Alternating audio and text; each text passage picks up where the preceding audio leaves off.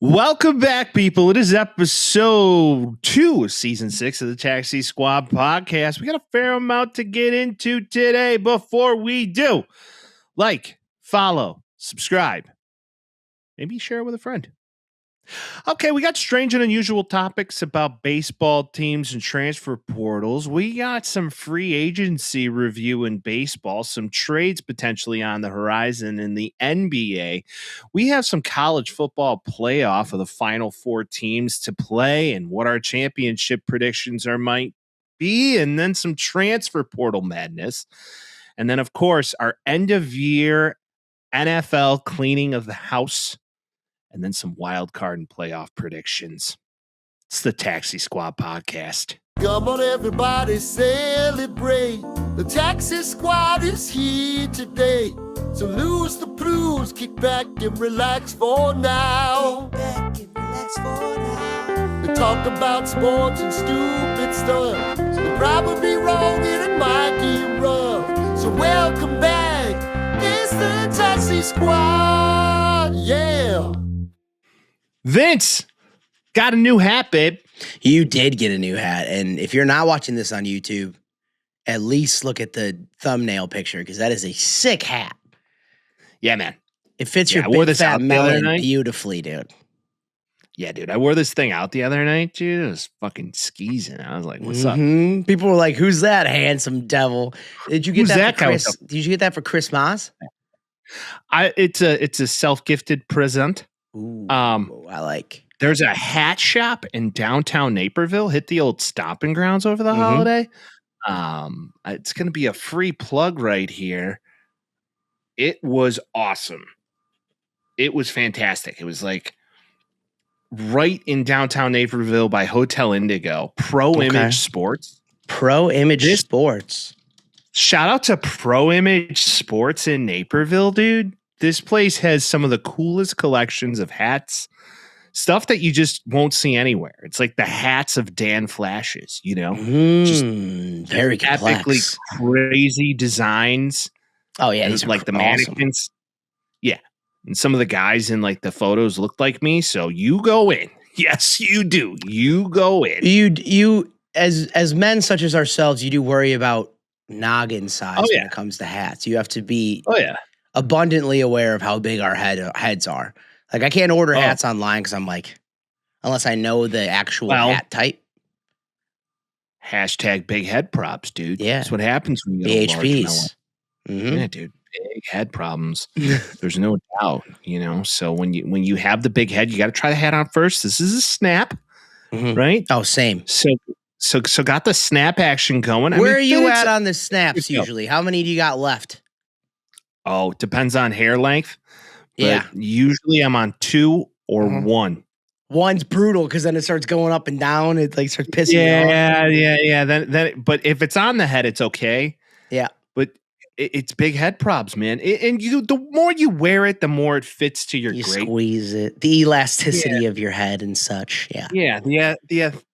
The head, that word. I can't elasticity. say that word. Yeah, I can't say that word. But yeah, dude, Socks hat's going crazy right now. Love it. Shout out to wife. She picked it. She's like, you need that hat. She's got the style down, dude. That's all you need. She does. But this place had more than just hats, Vince. It had like old school Rodman and Pippen jerseys and shit. Jerseys. Oh, yeah. You can get like any college's hat you want there. So if you want like an obscure college, maybe it's like you're Stephen Barry's. Yeah, maybe you're a Purdue fan. And best quarterback in Purdue history, Mike. Drew Brees. Easy. So easy. Best running back in Purdue history, Vince. Oh, that's a tough question. Who went to fucking Purdue? It's a toss-up between 2 guys, and they both played on the Tampa Bay Buccaneers. Warwick Dunn? No. Doug Martin. I don't know, dude. No, man. So, the OG Pittman, the OG Michael Pittman. Oh, yeah? I believe. Okay. I might eat my crow here. Who did senior play? I swear to God, he played. Mikey P. Born New Orleans College. No, I was wrong. He went to Cal State. Ooh, okay. No, I got my mice wrong. Way off. Mike Allstott. Mike Allstott went to Allstott went to Purdue? Allstott went to Purdue. No shiz. Yes, Mike Allstott went to Purdue. Woodstock legend, by the way. Allstott? Mike Allstott went to Woodstock High School, yeah. You can also make an argument for Bob Greasy, also a Purdue graduate. Okay. But Mike Allstott, there was like lore around Mike Allstott in Woodstock that like he would run the family car around the block. That was like a thing. Just pull it. So like anytime we would go play like JV football at Woodstock High, they were like, Mike Allstott used to run these blocks with his family car tied behind his back. Like, oh, yeah, you think you're good? You're no Mike Allstott. Also, Ryan Kerrigan. Oh yeah, and all-time good guy Rod Woodson. Rod Woodson. I thought Rod Woodson. Oh no, I'm thinking of Charles Woodson. Okay. Yeah, he's a good guy too, isn't he? Who's the bad guy? Dude. Who's the Darren Sharper? He was the bad guy. Yeah, went to prison. Bad guy. Yeah. For many things. Like the many things. Drugs and the R word, and he's done it all. Yeah. Oh yeah. He was R. Kelly in people a while back. He was more like Cosby in people. It was worse. Yeah, right. That's right. Yeah. It was like, that guy came out with that YouTube video about him that one time. Are you talking about fuck Gumby? No. No. Oh yeah, that is when at the end he goes, fuck Darren Sharper, the hardest hitting safety in the league. I'll put my team on my back. Greg Jennings. Fuck Gumby. Those were the days of great online gaming.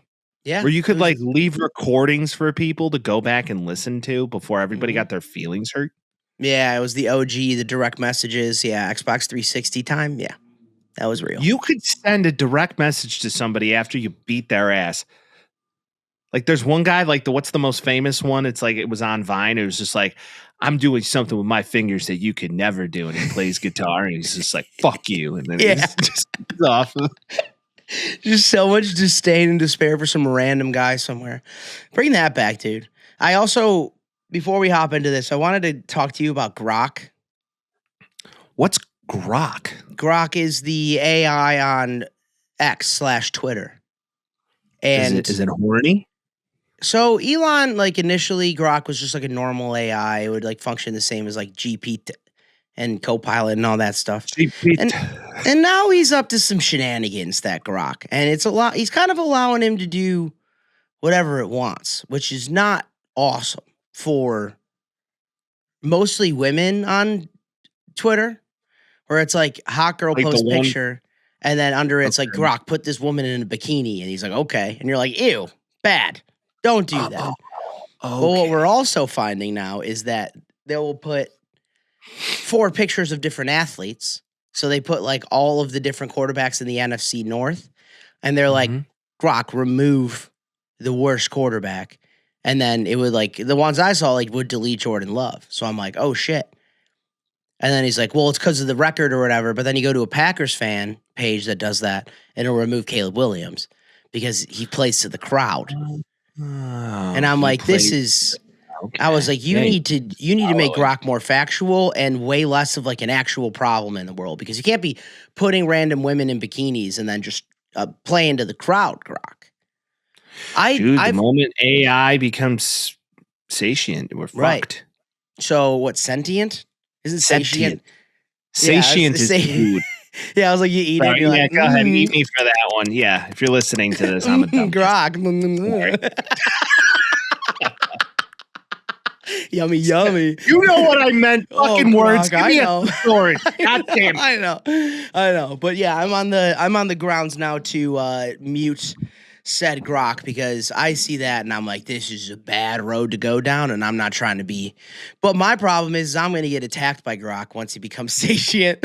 He's finding you. He'll come eat me alive and be like, you blocked me, I'm going to destroy your life. So, yeah. You see this picture of you with a bunch of... See this picture of you, Vince? Yeah. They're not going to know it's not real. Mm-hmm. Going to go to jail forever. You better unblock. You're going to give me a micro P, and it's going to be around a bunch of toddlers, and he's just going to send me to jail. There you go. Yeah. Exactly. And you Jared won't be Fogle my ass. You're not getting off. Yeah. Well, depends on what type of getting off. Oh. Out of the spotlight. Oh, God. Yikes. Okay. But yeah, so Grok. Talk about roads. Well, you know what else is bad for the world, Vince? And it also has to do with the internet is right now, there is a whole theory going on the internets of the Stranger Things ending. The finale, one might be able to say, of the 8th episode wasn't real. That's so not the finale. Before you go in, because I don't know, I don't watch Stranger Things, but what I know is that some people are saying like, oh, they said it was the finale, but it's not, and it's connected to the numbers, and they're gonna release a new finale at the end because people are pissed. Is that what's going on? People aren't pissed. A lot of people hated that finale, Mike. A lot of people hated it. I thought it was a beautiful bow that basically just ended it nicely. Okay. It was nice. It was very good. All right. So everybody thinks that this episode they're calling Conformity Gate. All right. Okay. And that the whole theory is that wasn't the final episode. It's just a dream. And one of the main characters' name, who so happens to be Mike's mind, and Vecna's still in control, and that it's all an illusion in Vecna's mind, but they're still under the lore of the Mind Flayer. And all the characters completely lost me. Yeah. Yeah, that's fine. They all need to get out of the Upside Down, or they're in Vecna's X universe, and they have to get back to reality. And this is just his way of creating an ending to make them believe it's truly over, even though his world is now his world. So it's pretty deep, man, and wild. Yeah. You're a nerd, dude. I would never get into anything like that. It's real nerdy shit. Dude, fucking nerds. Like, I can't never. Yeah, but that's a whole rabbit hole on the internet right now. A lot of it, I believe, is just millennials not wanting to believe things are over when they're over. Yeah. Yep. I mean, everybody has issues with every ending, to be honest. Think about the Sopranos. Ending, what the fuck was that? Game of Thrones, actually, what the fuck was that? That was bad. But like, any big show, they're going to do a Severance. I could never get into Game of Thrones, the cousin fucking, all the dogs. First off, it's siblings. And second off, you only got like 2 episodes in, so don't even give that to me. There was really cute puppies, and then somebody was banging their cousin. I'm like, okay, what are we doing? Right? No. And then boy prince becomes king. King gets killed with poison. Wrongful jailing of the uncle, and then lady comes up, and then evil dogs come in. It's a whole thing. War. Very Shakespearean. Shakespearean. So much war.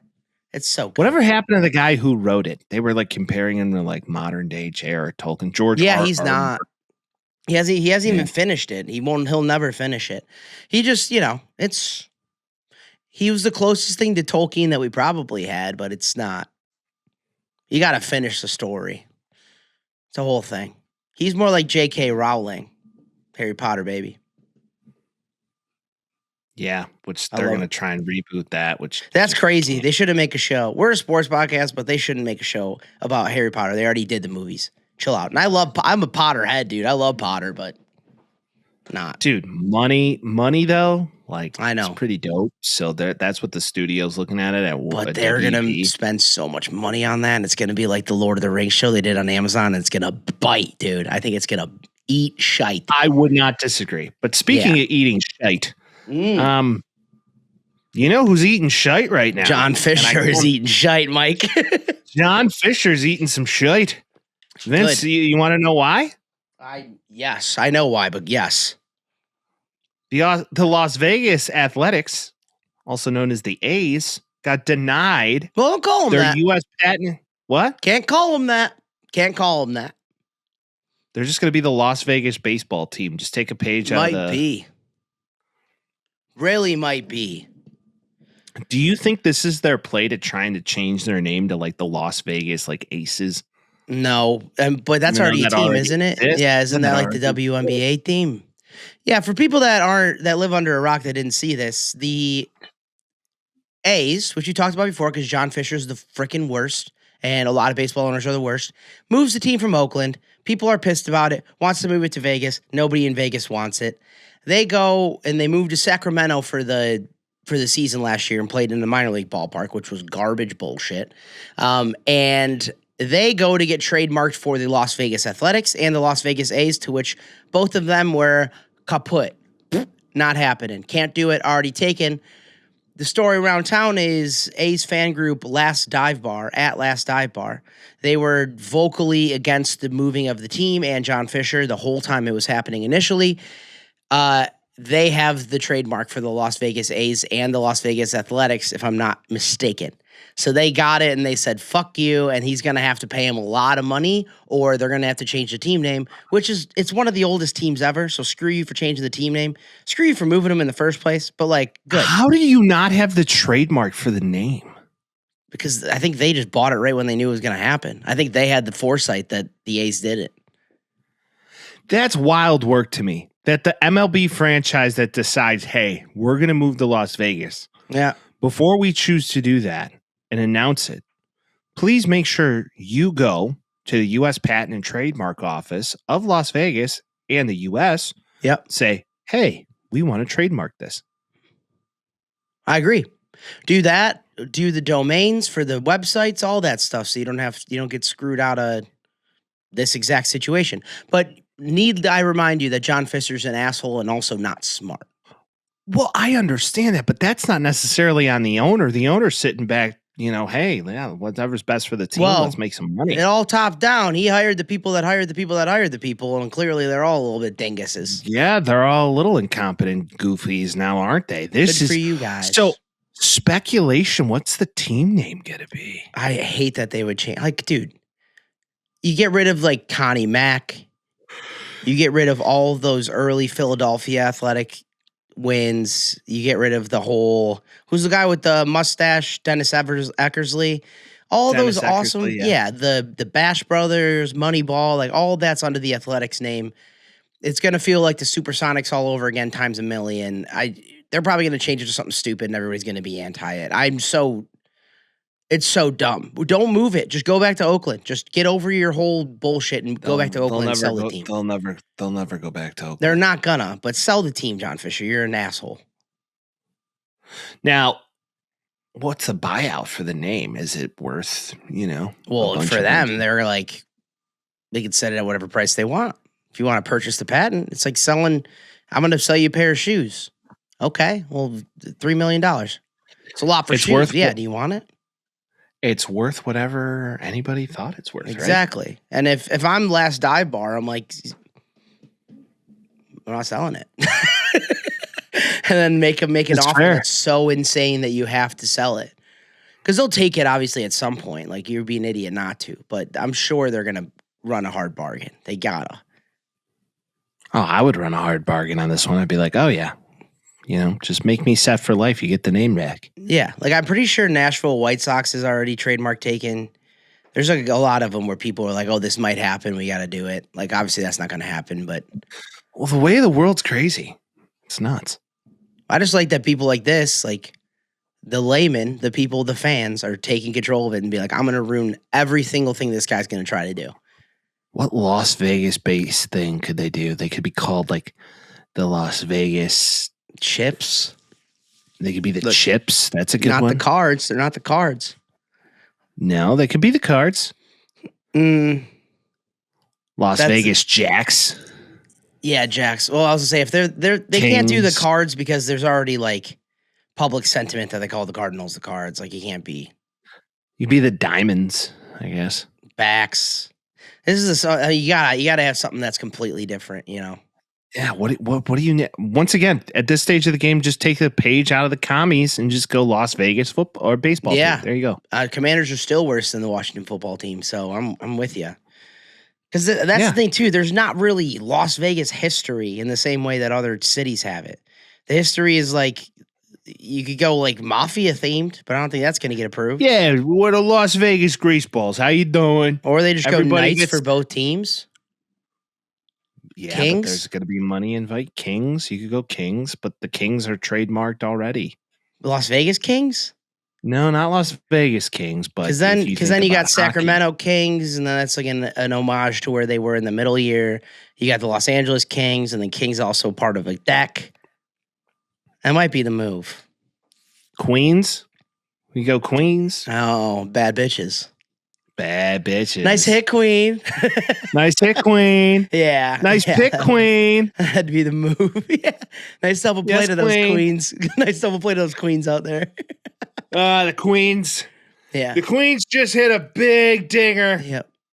Yeah, he hits in the 4-hole for the Queens. Man, that Queen really sat back on that ball. Yeah. And really hit it with Did you see that Pete Alonso's going to be a Queen next year? Shut up. Shut up, dude. Shut up, Queen. Stop it. Las Vegas Queens. I love how we just go through a deck of cards. It's just like, all right, Las Vegas sevens. Do we do sevens going? You could do spades. That could be kind of sick. Yeah. Yeah. Las Vegas Baseball Club. And then it's a club. Yeah, that's what they did in Utah before they came up with the singular mammoth. But I'm saying, like, you can make it like a club on the card. Like, get a little cheeky with it. Yeah, you can be a little cheeky about it. Or do mammoth too. Or king by itself. King. Because then, like Elvis. Mm-hmm. Because the Elvis lore, right? That's the thing too, though. The 7th inning stretch is going to be insufferable, and they're going to do like the race. Yeah, I'm anti this. I've been anti it the whole move. They're going to get to Las Vegas. I'm going to be anti it when they're there. So whatever. Fuck them. You deserve it, John Fisher. Everything should be hard for you doing this. It should all be difficult for you. Call it in. Tell us what you want the Las Vegas baseball team to be named. 312-725-2107. Problem gambling? And we're back. Call 1-800-GAMBLER. And we're back. So should we just go into baseball? What do you think? Well, yeah, we're here. What do you think, Mike? What do you think about the Cubs making a move for Edward Cabrera? Is that his name correct? I don't even know who the hell it is because nobody watches the Marlins. So there you go. He was good last year. They're going to sell him, though. They're going to sell the shit out of it. I know that much. They already are. I mean, he had 26 starts, 3.53 ERA, 8-7, which wins don't mean that much in pitching. Never had an award. He's 27 years old. Brought down his walks from last year. His home runs are up from last year, and he's given up the same amount of runs the last 2 years. He seems like he's pretty good. It shores up a pitching staff that needed some help last year. I think overall it's a good move. But, we'll see what he ends up doing. Pitchers can be a little ornery. You don't know what's going to happen. Well, they did give up Owen Casey, which he played last year, if I'm not mistaken. Didn't he? He played in the playoffs. That's like a top prospect of theirs. Oh, wasn't he? He's got the weird spelling, doesn't he? Yeah, it's like Casey. Yeah. Kaisey or something like that? Yeah, maybe not. Maybe he wasn't up this year, but I mean Caissie. He was up this year because people were talking about him considerably. Oh, dude, they got their number one prospect and 2 more. They gave up a lot for him. I know he's young, but geez. Yeah, they kind of got the fleece move. Maybe they just want a staple in their starting 5 that they can really lean on and call their guy. Yeah, and I think Owen Casey's a bit of work to get him to the point where they need him to. But this is classic Cubs, short-sighted. Hopefully it works, and if it doesn't, they're screwed. That's just what they do. It's true. Well, think about it. Maybe the Marlins are like, you know what? We made the mistake once of selling off all of our top-tier talent who all went on to be like immense successes. Yeah, should we just go over that again? The fact that they had Real Muto and they had Giancarlo Stanton and Christian Yelich. And they had D. Strange Gordon when he was just D. Gordon. Jose Fernandez gets in that boat crash and dies, and then everything just Yeah, then they were just like, all right, he's dead. What a team, though. What a team, though. Oh, my God. What? And Derek Jeter should get more of his roses because, like, he drafted a lot of those guys. Yeah, I know. He also traded a lot of them, too, though. Yeah, Jeter. And then Kim Ng comes in. It was a whole, They need to turn it around in Miami, and this is a good start to that. So, it's bold move, Cotton. We'll see where this goes. Well, I'm surprised they didn't go for Alcantara. Or Sandy Alcantara. I am too. He's a little bit older. He did have that down year. He came back and he had another good year too. Well, he had Tommy John. Yeah, right. Which can go either anybody way. Coming back from Tommy John's going to be a project. There's no. Which doubt. I agree, but this guy's every single year his ERA's gone down. He started 4 years ago. He comes up. He had a 3.1 in limited starts in 2022, and then 4.24, 4.95, 3.52 last year. So what's crazy to me is that you traded one of your top outfield prospects knowing, you're not guaranteed to get Kyle Tucker back. They're probably not going to get him back, to be honest. And is Bellinger the backup plan? Who knows? But also, if pitching talent becomes available and you believe in them, it's a hard sell to not go and get them too. I understand where they're coming from both ends, but it's just like, are they who they thought they were? That's the. Well, that's the problem right now. There's no doubt about it. I look at this and say, okay, you take a flyer. It's not really a flyer. You do give up so much for this. It's kind of out of bounds. But we'll see. Once again, like you said, bold move, Cotton. We'll see how it plays out for him. And that's the thing, too. Prospects don't always work out. So maybe Owen Casey is just a flash in the pan, and they made the right move. You never really know, but I wouldn't have done it. Also, they can just go out and get seemingly endless Japanese players. Why is that? Why do you say that? Everybody in the world. White Sox break this 2025-26 barrier in free agency. And now the Blue Jays sign Kazuma Okamoto, third base prospect out of Japan, 252 plus home runs in his career so far in Japan.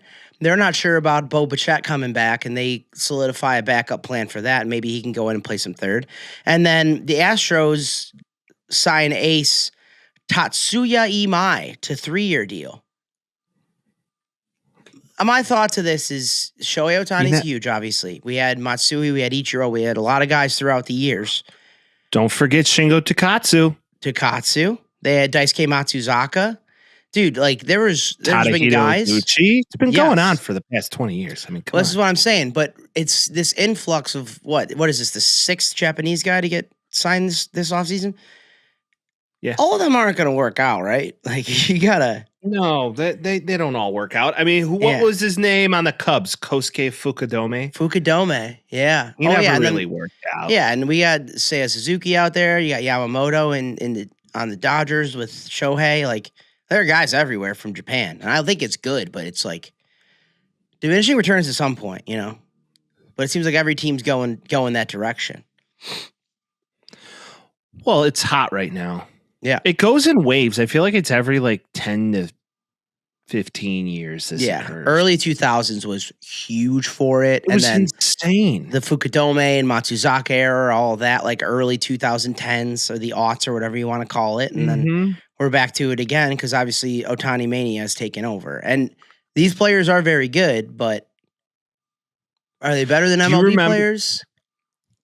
Do you remember in MLB, the show, they couldn't get licensing rights for the last name of Suzuki, so they just called him Ichiro? Oh, yeah. But also... No, that wasn't the show. I think... Well, they did it in Yao Ming, too. But also, naming conventions in Japan and China are different. Yeah. It'd be Ming Yao. It wouldn't be Yao Ming, so you'd put your family name first.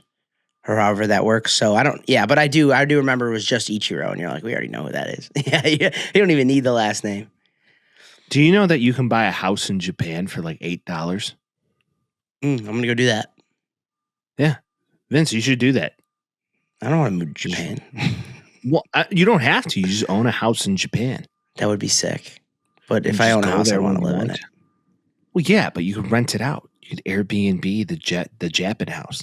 I want to go and be the Japanese landlord. Big scary white man comes over and demands money. Oh. Who's it this would man? be like it'd be like all those scenes in like Rush Hour, like Dragon Ball, just like yeah, oh shit, yeah, like the fucking anime. Who is this man? It's like scary white guy. Destroy him. But I'm nice. I'll sing to you. I swear. I'm nice. I swear. Honestly, it's okay that you're late on rent. It's all right. I'm okay. It's gonna be fine. We're gonna get through life this. Is hard. But yeah, we'll see how it ends up working out. These guys seem like they're good, but again, it's like the difference in pitching level. And once you get down to the 5th, 6th, 7th best prospect out of Japan, it's going to be a lot different than picking up Yamamoto or Ohtani. But I'm just hoping that the White Sox guy works out. We'll see about these other fellas. But there's been some sustained success from a couple of these guys, and a couple of them kind of burn out. So we'll see how it goes. But it's the year of just Japanese players getting signed, it seems like. Well, you just hope that the one that the White Sox signed is just him. Well, I was going to say, it's 5 guys in 2 weeks, I think, from Japan. And the window's closed now, I think, for the majority of them. So I think this is the last stop on Japanese players this year. But in other news, Vince, you know something we passed over, speaking of our White Sox? Who, what, when, where, why? Jared Kelenic. Minor league deal. Yeah. He was former top prospect. He was all the rage in the Twins organization, if I'm not mistaken. He was going to come in and play left field. Well, I want to say he started in the Twins because I think he came up with the Mets. Mets was drafted by the Mets. And then got traded?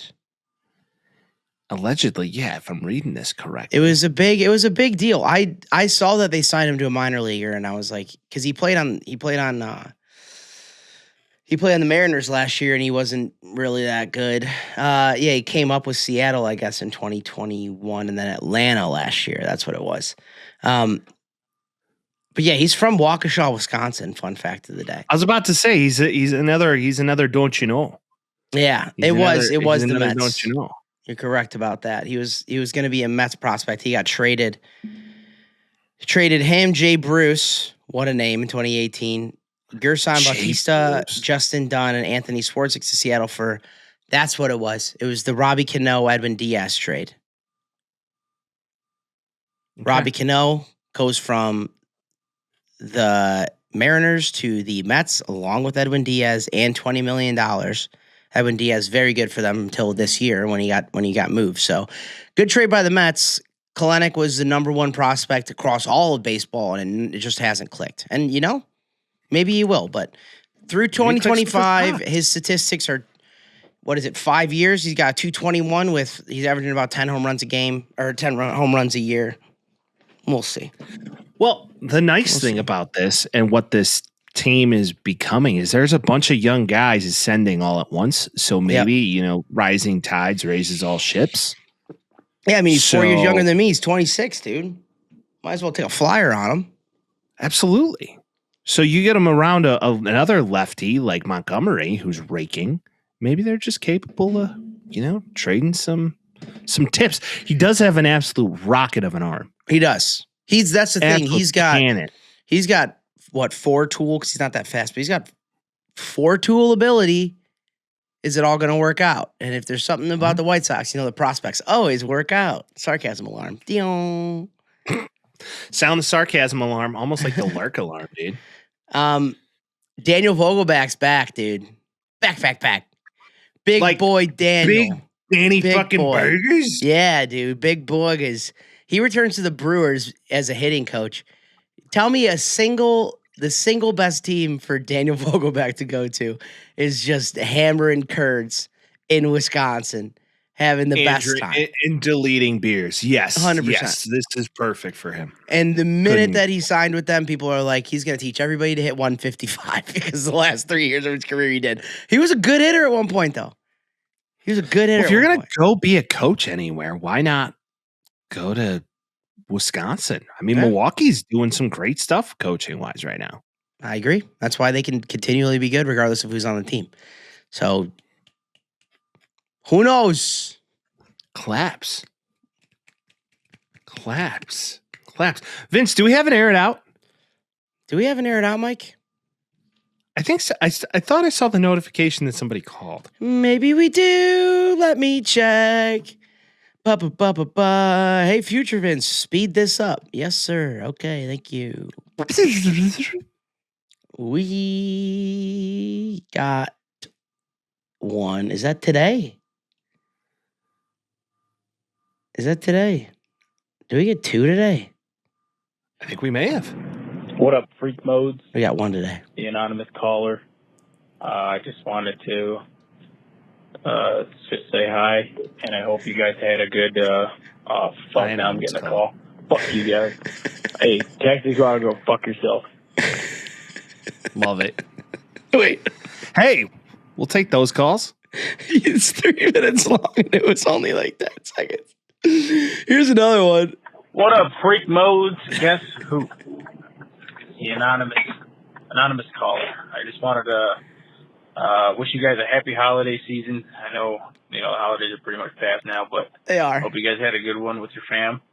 And I also wanted to give another prediction to the Bears-Packers playoff game, because you guys know what happened when I did the last one. So a lot of people, Matt speculating, since Matt the floor. Jordan Love is starting, he's a backup to Malik Willis. He's gonna fucking ball out because Green Bay Packer fucking. Hold on, buddy. Oh my God. I love you. I mean, the amount of attention deficit in both of these voicemails. Well, no, you got calls both times. You got to pick up the calls if you're working, dude. Thank you, anonymous caller. I love you so much. Anonymous caller, call when you can finish your thought with your attention deficit. Always call, regardless. It's Always a hotline. The hotline. He's, predicting Matt the floor. Jordan Love. Back up to Malik Willis. I've been saying that to the Packers people in my life, where I was like, damn, you guys have to play your backup. And they're like, what do you mean Jordan Love's back? I'm like, exactly. Malik Willis can't play. So I've been saying to everybody, I'm like, it kind of sucks because, like, dude, he just can't play. He can't play. Malik Willis was a hell of a starter, but now you got to play the guy from South Dakota State or whatever. Like, who wants to do that? No shot. Who wants to do that? No shot. But we'll get to that. We'll get to that in the future here. But thank you for the call. Thank you for the call, young man. So Vince. Yeah. Did you see that Trae Young is trying to John Wall himself? A little bit. The prophecy of what we asked last week about who would you rather start off with right now, where it was between him and Zion and Embiid. Crazy work. They are both, the Atlanta Hawks and Trae Young are both on the side of, let's get a trade done, whoopee-ki-yay. And the most interested shopper right now is the Washington Wizards, which is, I would consider it notoriously the worst team in the league, because it's like they're just so... Most notably, one can unbelievably. say. Yes, that as well. But it's like they're so bad and they're ran so poorly that it's notorious at this point, where it's like ill-intended. He wants to go there for some reason. He's not going to turn it around. The Hawks are like, let's get rid of him. He's the patron saint of whenever I talk about basketball with people and about usage rates. Because him, LaMelo Ball, James Harden when he's on the Rockets, and James Harden in many other capacities too, these guys need the ball all the time. And they're going to put it up with the ball a lot, and they're probably not going to shoot 50, 40, 90, but they're going to have the ball 80% of the game. And he's going to facilitate, but he's going to facilitate based on the way that he runs an offense. So he needs to be the main guy in control. The Hawks don't want this anymore because it clearly hasn't worked. And they're probably not going to get that much for him, too, because he's on a max contract. So it's like, it's more just like dump your assets and call it a day. Hey, Vooch, Patrick Williams. No, don't bring him to. No, thanks. Trae Jones. Who says I actually tweeted before anybody says anything, I'm good, thanks. Right when I saw it, I was like, no, thank you. I don't want him. No? Mm-mm. He's good. With Buzelis. No, he wouldn't.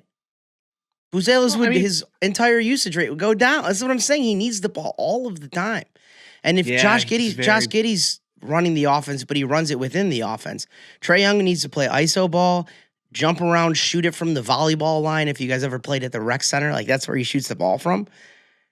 I don't need that. I don't need that on the team right now. He's not going to make them any better. Because where have the Hawks been? On-ball shooters. Where have the Hawks been the last 4 years, Mike? What's crazy to me? No, I'm asking you this. Play-in. They've been exactly where the Bulls are. So why would bringing him change anything? Yeah, it wouldn't change a thing. Now, when you look at this, chances are he's going to get traded somewhere in the West if I had to throw a dart. Or Washington.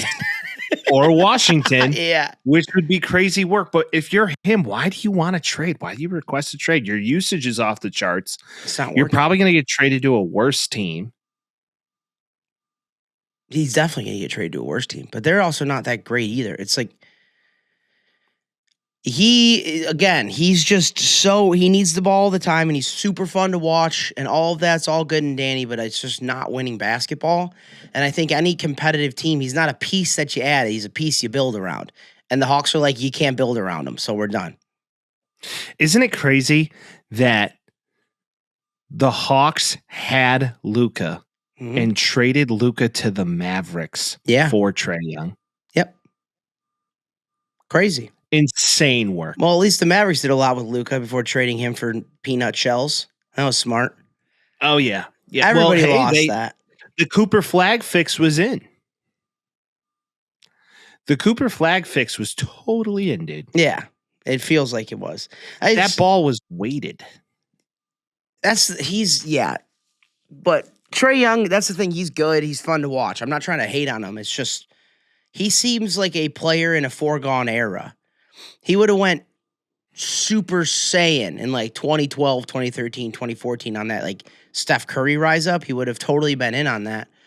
It's just even all the memes right now, all the memes I'm looking at are just like Trae Young's preferred destination is the Wizards, and it's like that Drewski meme where he's like, "Me? The fuck? Why would you want to come here? Like, it doesn't make any sense." He just wants to go be the focal point. Just go anywhere that'll pay me the money. Did you see that Ben Simmons might make a comeback, Vince? I've been waiting for that. I've been really hoping that he would. Not in basketball. In what? Professional fishing. Oh, okay. He's just doing side He'll get hurt doing that, too. The floppy piece of shit. Yeah, my real wrist is, I got arthritis. For the floppy piece of shit really known as Ben Simmons. He needs Tommy John from reeling too hard. Who Colin Cowherd most famously said, "Sit down, LeBron. We're good. Yeah. We got Simmons now." The patron saint of great takes, Colin Cowherd. The patron saint of amazing takes, Colin Cowherd. Yeah, he's going to say what he's going to say. Hey, a clock is right twice a day. That's true. It's the whole theory where it's like, just make a take and then don't back up on it because eventually it'll be right. It'd be like, dude, Peyton Manning sucks. And then for 15 years, he didn't. And then that 1 year in Denver, you're like, I told you. Hell yeah. You're like, oh yeah. Even though he won a Super Bowl. Yeah, well, right, exactly. And then outside of that, it's like every other year he's been amazing. So you can't really get mad. You know, it's just like, oh, Tom Brady doesn't really have an arm. And then he just had an insane arm his whole career. And at the end of it, he's like, so he's a dump off merchant. Aaron Rodgers can't throw the ball far. Yeah, when he's 42. You're always going to be right at some point, but you can't do that after a Hall of Fame career. Trae Young's going to go somewhere. He's going to keep averaging 25 points. He's going to keep being an all-star, and it's probably not going to do much in the case of winning basketball games, which sucks. But again, I don't. Here's a Bulls-Bucks trade. Trae Young and a first-round pick to the Bucks. The Hawks get Kyle Kuzma, Kevin Huerter from the Bulls, and Kevin Porter Jr. from the Bucks. And the Bulls get Bobby Portis back. Why do we want Bobby Portis back? I don't. That's the only thing I can see with the Bulls right now. But just how about don't make any trades at all this year, and get him out if you can. You should get Vooch out if you can. Get him out. Well, he's also starting fights on the court. You seeing this? No. Giannis going up. Well, does he think he's tough now? Bulls are losing by 20. Giannis gets a dunk in, and he's like, what the fuck? You can't score at the end of the game. We're losing by it's a gentleman's rule faux pas. Like, fuck off. And then it happened again the other night, and he's like, don't be shooting that shit. And it's like, win the game. It's always been you that play way. to win the game, cuz you play to win. I think LaMelo went up and dug too, and he was like talking shit to him. It's like, don't get your feelings hurt. It's the same idea with La Russa getting his panties in the bunch because Yermin Mercedes hit a bomb off of a 3-0 pitch. You're like, he could swing at any time. That's the point of being up there. Like, that's the point of winning the game. Get over yourself. Yermin Mercedes, such a flash in the pan. What a time. He was so good. What a time. It was great. It was a great time to be alive. He said, anonymous callers texted me, he said, left 2 voicemails on my way home. Both of them are unusable. Well, we used them both, so. We used them. Surprise, surprise, mother. Surprise. All right. Surprise, surprise. Now, what about Giannis? What's the word on the street about Giannis? All quiet on the western or the eastern front right now, it looks like. We're not seeing anything. I think we're approaching the deadline, so if anything's going to happen, it'll probably be closer to the deadline, but the Bucks are playing just good enough where it's okay. I think that's where we're at right now. He's still top 3 in the league. He would be great in Utah. Giannis in Utah would be a sneaky little move. I could see it. They're actually not playing good enough. They're 16-20 right now. The real surprise is that Jaylen Brown might be the best player on the Celtics. Even with his goofy hair? Yes. Well, you see, he moved into an endorsement deal with that. Oh, it's all over the place now. He's like, everybody's been posting. Here we go. No, Jaylen Brown's been going off, and the Boston Celtics are second in the East right now. And a lot of people are saying, hey, he won the Finals MVP. He's playing his ass off right now for a team, and they're still 23-12. Like, he's the best player on that team, better than Jason Tatum. So I'm sure Jason Tatum isn't playing. Mike, they're 23-12 without Jason Tatum. Well, imagine you have Tatum back. Yeah, they might be 24-11. Like, you can't get that much better than they're playing right now. Well, you could, because I know what you're saying, but like him being the main focal piece on the team seems like it's working out all right. So Jason Tatum, like this was supposed to be the down year. They get rid of all their players. Tatum's out. You're like, we're just see what happens. And then Jaylen Brown's like, he's like Greg Jennings and Darren Sharper. He puts the team on his back, dude. To be a Boston sports fan, I just want to know what that's like one day. What's that? Well, I know, but you be previous to 2003. You know, no one wants it. I mean, think about I understand that, but like even in the 80s, like that lore, the 90s wasn't too great. The Patriots still go to a Super Bowl in the 90s with Bledsoe. They go to a Super Bowl in the 80s too, and they don't win that either. It's like being a Bills fan. That's fine. At least you went. The Celtics win, and the Red Sox don't win for 104 years, 105 years. After 2000, it's a blessed existence. But previous to it, outside of Larry Bird and those teams, like I'm just saying, over the past 35 years, I'm with you. I'm with you. They're doing okay. I just think about being a New York fan, how horrible that has to be. That's same time tough. period. Football, that's bad. You know, I guess Boston though, you just think about the like Santarpios. Think about Santarpios. Oh, give me the bread and the fucking cherry peppers and the Italian sausage. The cherry peppers. The sausages, I mean, dude. You know when Action Bronson does like a whole expose, Santarpios in the East Village. Just he goes on a whole Santarpios, really give me the cherry peppers. We went there and it was really just that good. It's just that every good. Waitress there is named Gina. Yep. And they bring it out and they're like, knew you'd like it. You want a Coors Light? I'm like, twist my leg, Gina. Yes, Gina. Give me a beer. You guys are hilarious. Italian sausage and a cherry pepper. I don't even need the pizza. The pizza's delicious. It's great, but I don't even need it. Just give me the sausage and the bread and the peppers. That's all I need. Oh, man. Come on, big guy. Come on. We got sports. Talk about sports. Sports and food, bro. Oh, all right. Well, basketball's always fun. Where does Trae Young wind up? Washington.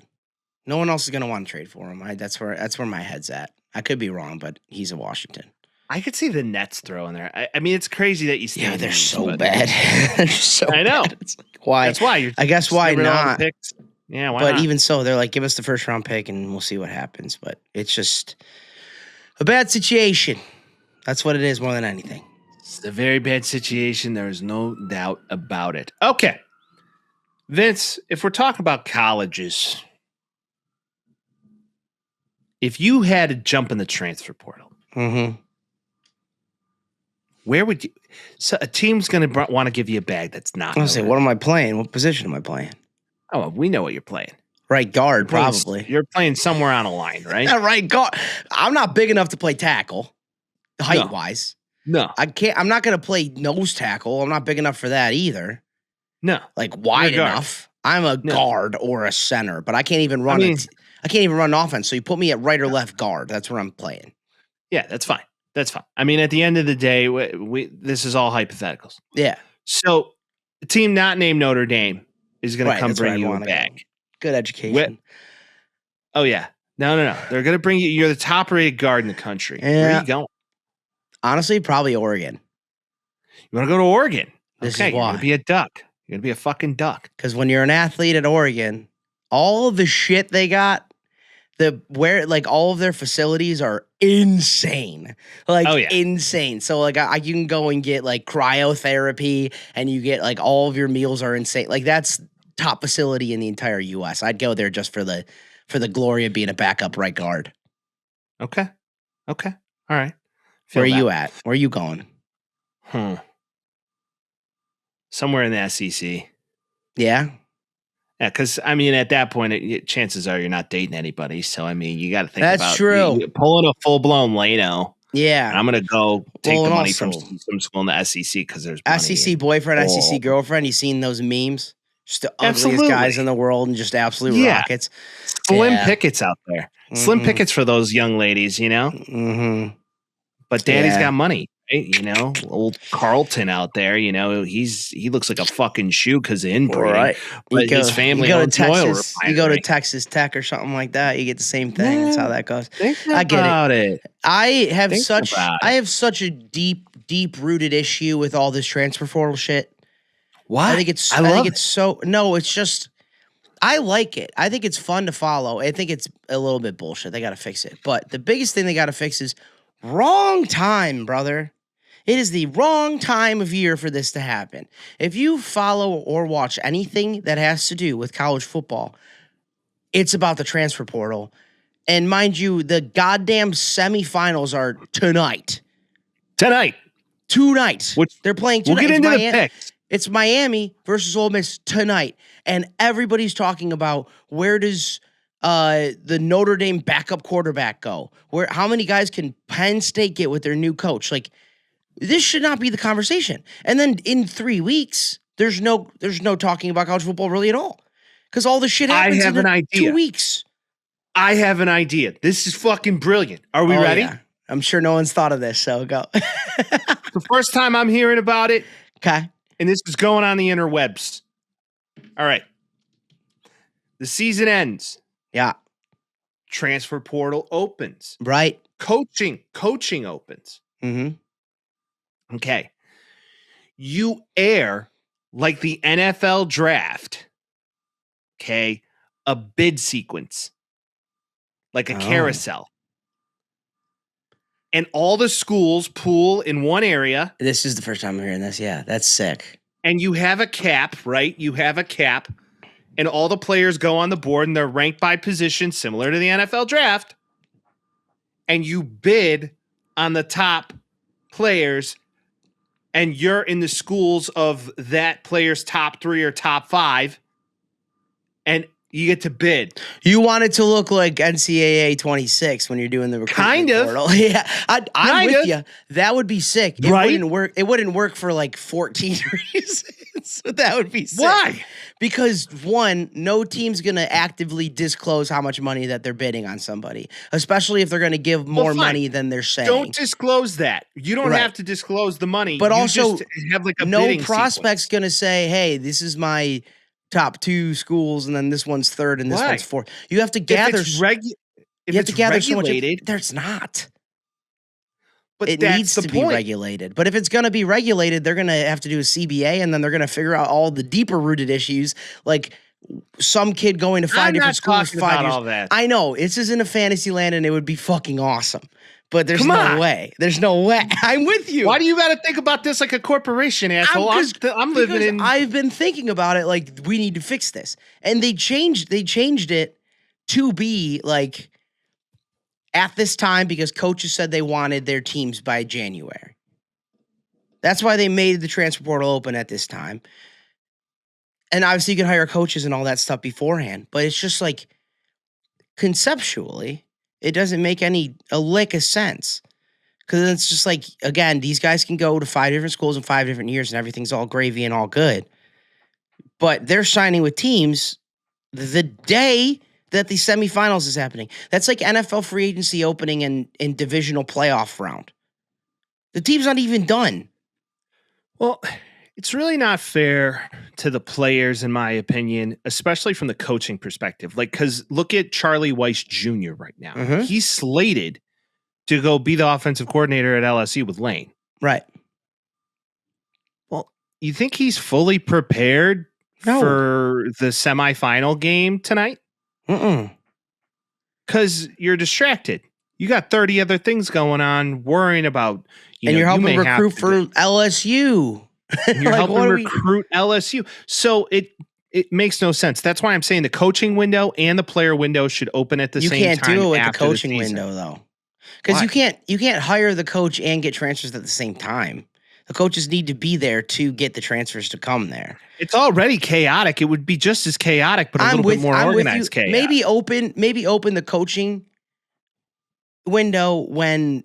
No, because even Ole Miss, like they need to get a new coach too because he fucking left. So I guess do that and then do transfer portal in March. So by the time spring practices come in, run it like the NFL. By the time the spring practices come in, they have their team in April, not in fucking January. There's no reason to. The guys, they can't even get to school by that time. They're doing workouts beforehand to start it in the fall. Like, what are we doing?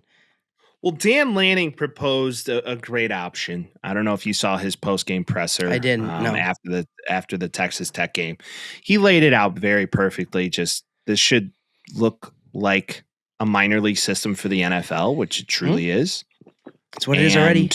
We should stop pretending like it isn't.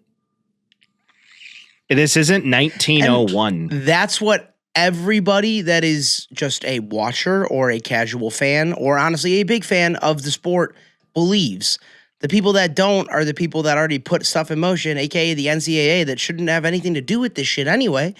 Because if you go and say, hey, we're going to cap what people can make, then you can get an immediate lawsuit for whatever that law is for like the highest bidder gets the highest. It's not under a CBA. So you have to go by federal law that says that whoever pays you the most you can go to. If that's going to be the case, like you need to have a CBA if you want to do it all properly. So the NCAA is not going to change the rules because it immediately opens it up to legal jurisdiction. It's bullshit. Well, my method is more so the Mike CAA, right? Or Mike CAA. Mike's collegiate association. Yeah. Mike's MCA. MCA, that's my rap name. What's up? MCA, what's up? MCA. So my thought process is very similar to that, but like I stated, they're already coming out and saying who they're open to talking to. Right. Like, for example, Desmond Williams Jr. out of Washington. Mm-hmm. Said, I'm signing, I'm coming back. Reneges on that literally 48 hours after he said he's signing and re-signing, which is crazy that these people announce this shit now. Yep. And then he said, no, I need to do what's best for me and my family, and I'm hitting the transfer portal. You know what that means? He signed it and someone called him and like, dude, I'll give you more than that.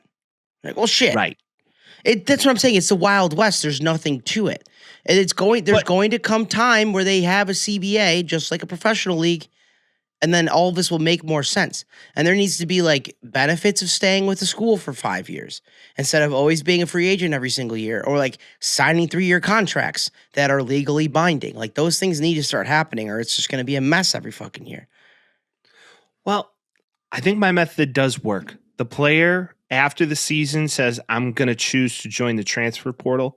Okay, what are your top 5 schools, young man, or top 10 schools? These are my top 10 schools.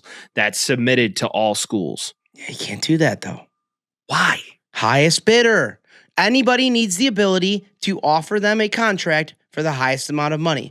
But that player is going to want to go where he wants to play. Unless another place says, hey, we'll give you $3 million more. It's illegal to stop them from doing that. That's what I'm saying. There's no rules around it. There's no collective bargaining around it. So they get the ability, just like you getting a new job would be the same way. I'm going to the highest bidder. Fuck off. You can't say, you need to stick to these 5 schools, because if a 6 comes and offered it to them, they have to be allowed to do it. And just open it up then. Any school has the opportunity to come and pick you. Whoever the highest bidder is, it's done behind the scenes. Yes, but it would be televised. That'd be sick. It's just, again, like, no one's going to tell you. No one's going to tell you. And it can only get regulated. My idea is brilliant. It needs some buffing. I love the idea. I love the idea. It's just, it's not beneficial to anybody except for the fan. They don't give a shit about that. Well, that's what the sport's about anyways. I mean, let's face it. It is first and foremost entertainment. People lose sight of it. Quickly. Okay, let's talk about Sam Levitt for a minute. Yeah, let's do it. Vince, imagine you're on a date. Mm-hmm.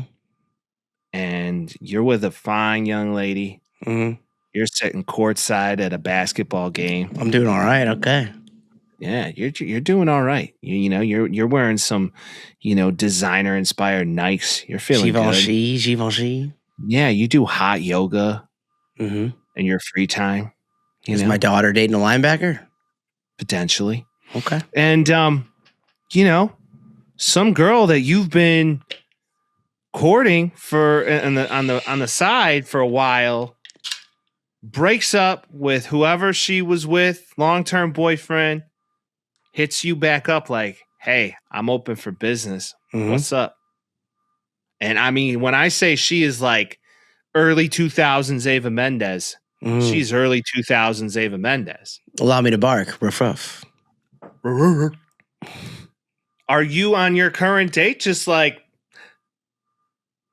all right, well, fuck it. After this, I'm done.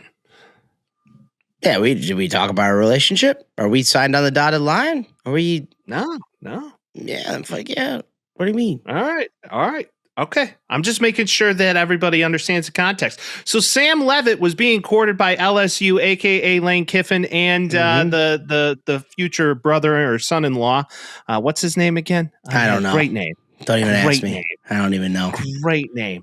It's going to bother me. I'll find out. But Lane's daughter's boyfriend, linebacker at LSU, are all at the game because Lane, I'm sure he got poked by the daughter's boyfriend. And like, hey, this would be cool. They're on a recruiting trip essentially. Whit Weeks. And then Desmond Howard or Desmond Williams jumps in the transfer portal and is like, do not call me. After Washington just signed him to a lucrative deal, and he's like, no, I'm out. Yep. And now it's pretty much forced, like it is a foregone conclusion he's going to LSU. 2 can play at that game, Mike. Okay, if the players can go wherever they want, then you could court 15 guys and sign whoever you want, and you could hold them the whole time, and they could want to sign with you, and then you could be like, I don't want to sign with you anymore. If they can do it, then they could do it. Goes 2 ways. Well, adding to this little story that we have here, Damon Williams once again puts do not contact. No, it's Demond. Actually. Is it? Demond. There's not an S in there. Yeah, I'm on the ESPN website. Demond. He threw for 3,000 yards last year, 25 touchdowns. A lot of people may have him as an early Heisman winner. And this upcoming year's potential season. Quick fella, too. Yeah, very fast. Of course, fits the Lane lore. But does the school deserve the right to sue him? Because now Washington is saying that they're going to potentially bring forth legal action. This is the thing, Mike. If it's the Wild West, because he signed it. If you sign a contract and if there's legally binding language in there saying if you sign this contract, then you are stuck with us for at least a year, then yes, again, it's the same way as an employee signing a contract with an NDA and then going out and DA and everywhere. You can get them. Yeah. Good old DA. And now Sam Levitt, he's out. He's like, fuck it. I'm done. Have a great day. And now he's being courted by Tennessee. Another one who stated that don't contact. But clearly now he's open for business. Now he's like, contact. Right. That's the thing. You can say it, and then it changes in a day. DJ Lagway, the pride of Florida last year, you see he's getting wine and dined at Florida State in Tallahassee, giggling, rubbing shoulders with everybody, and you're like, oh, you should hate them, but you don't. Wild West, Mike. Don't do that. If there's one foregone conclusion, don't be that quarterback who goes to Florida State. It is career suicide. I mean, you could be the number 1 overall pick and win a national championship. Think about DJ Uiagalelei. Think about Jameis Winston.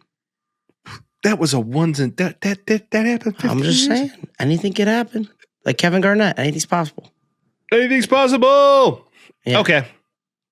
What do you think Sam Levitt winds up? Probably Tennessee.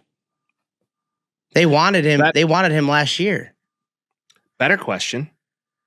What is your thought process on Penn State having 19 transfers from Iowa State? Follow the money, watch where it goes. I do.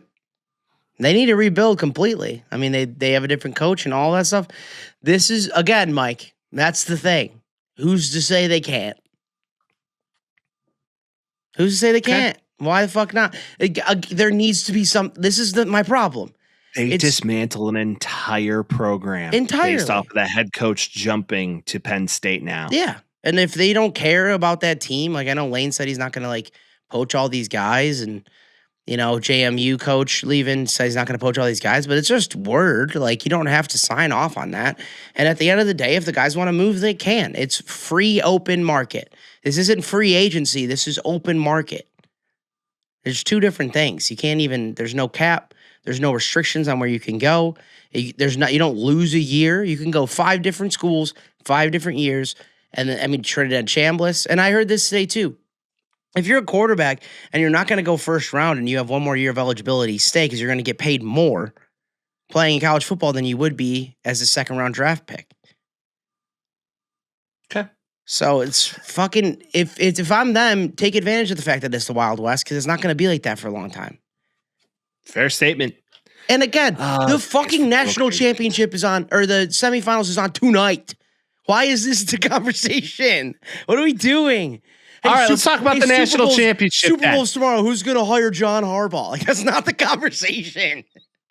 You know what, Vince? Fine. Let's talk about the Duke's Mayo Bowl. Wake Forest played Mississippi State. Whatever. There was the Mayo Bros running around everywhere. So awesome. You can't imagine Marcus Freeman doing it. That's all I can think about. I mean, he would have been great. Him just getting covered in mayo? All right, come on now. Hey, how about ISU and Montana State? You catch the finish at that one? Awesome. Oh, wow. Sad that the Cinderella run for Illinois State ended, but what a game. And it's fun to watch FBS football, dude. Let's be honest. It's wonderful. Or is it FCS? Is it FBS? Is it CS? FCS? Yeah. It is CS. I think it might be FCS. And FCS. Yeah, you're right. Yeah.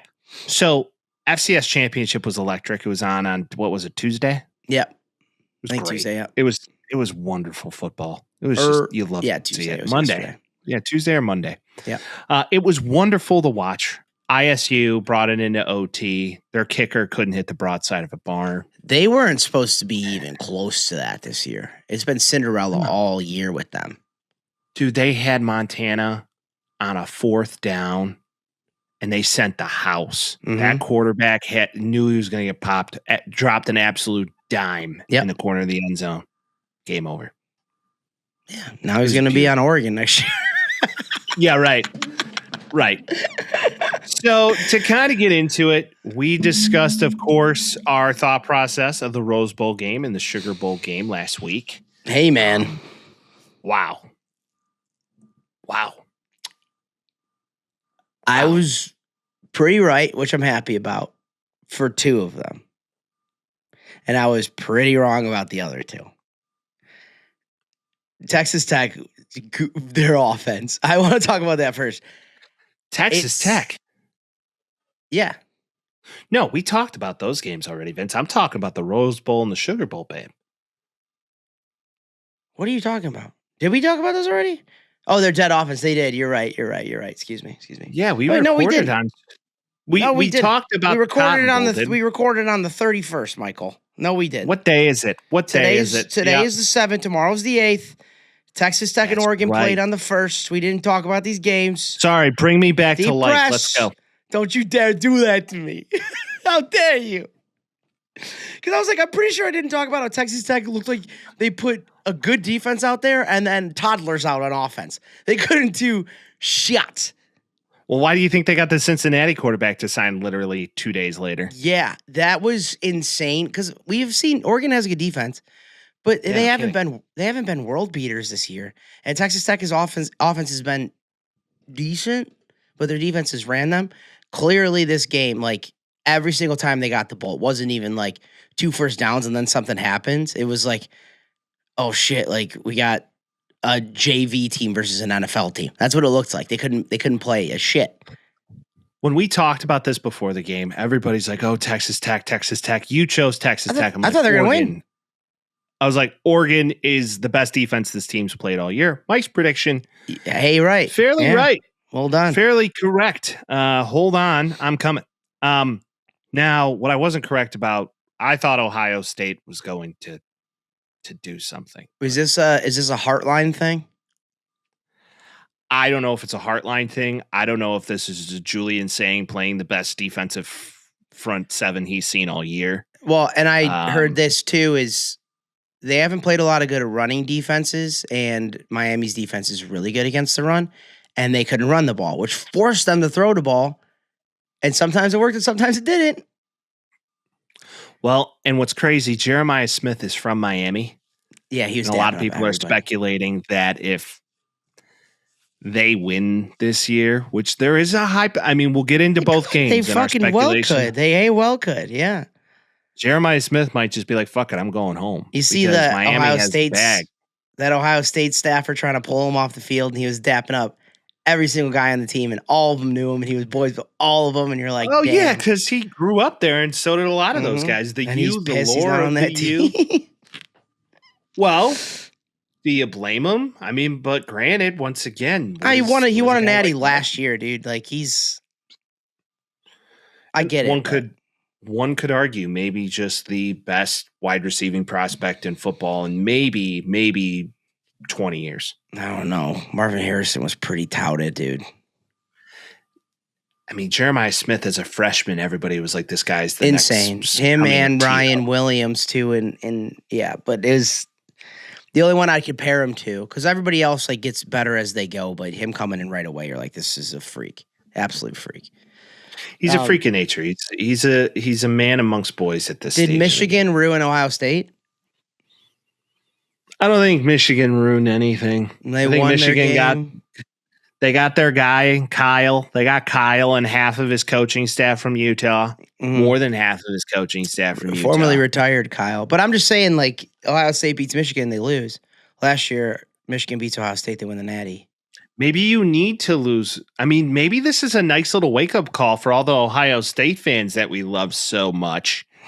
That maybe you need to lose to Michigan to win a title. Clearly, losing to Indiana didn't do anything for him. I think more than anything, Carson Beck didn't fuck him, which is huge, because that's what you're mostly scared about if you're Miami. He didn't have a chance to fuck him.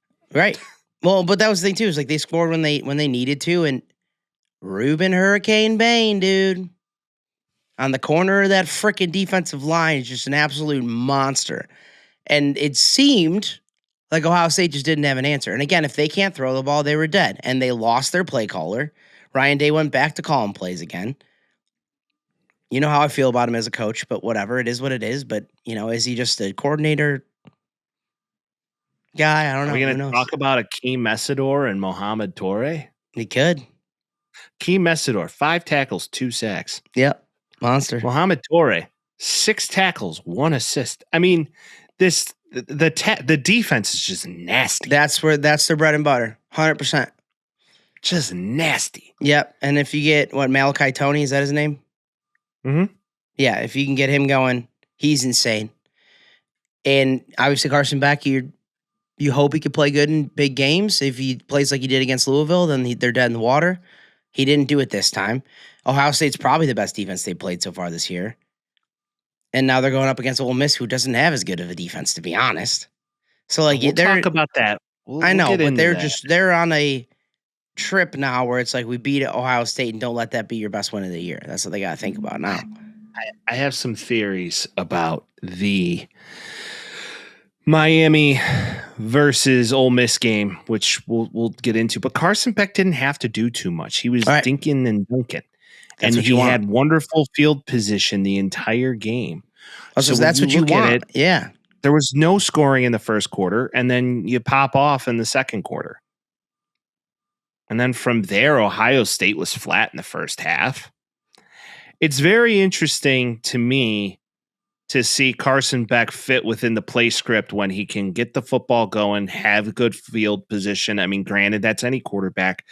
But if they can run the ball, 19 carries, 90 yards, I think they had a total of 30-plus carries. This is clearly the ticket for them to win. You need to run the ball 30-plus times. Run the ball, play defense.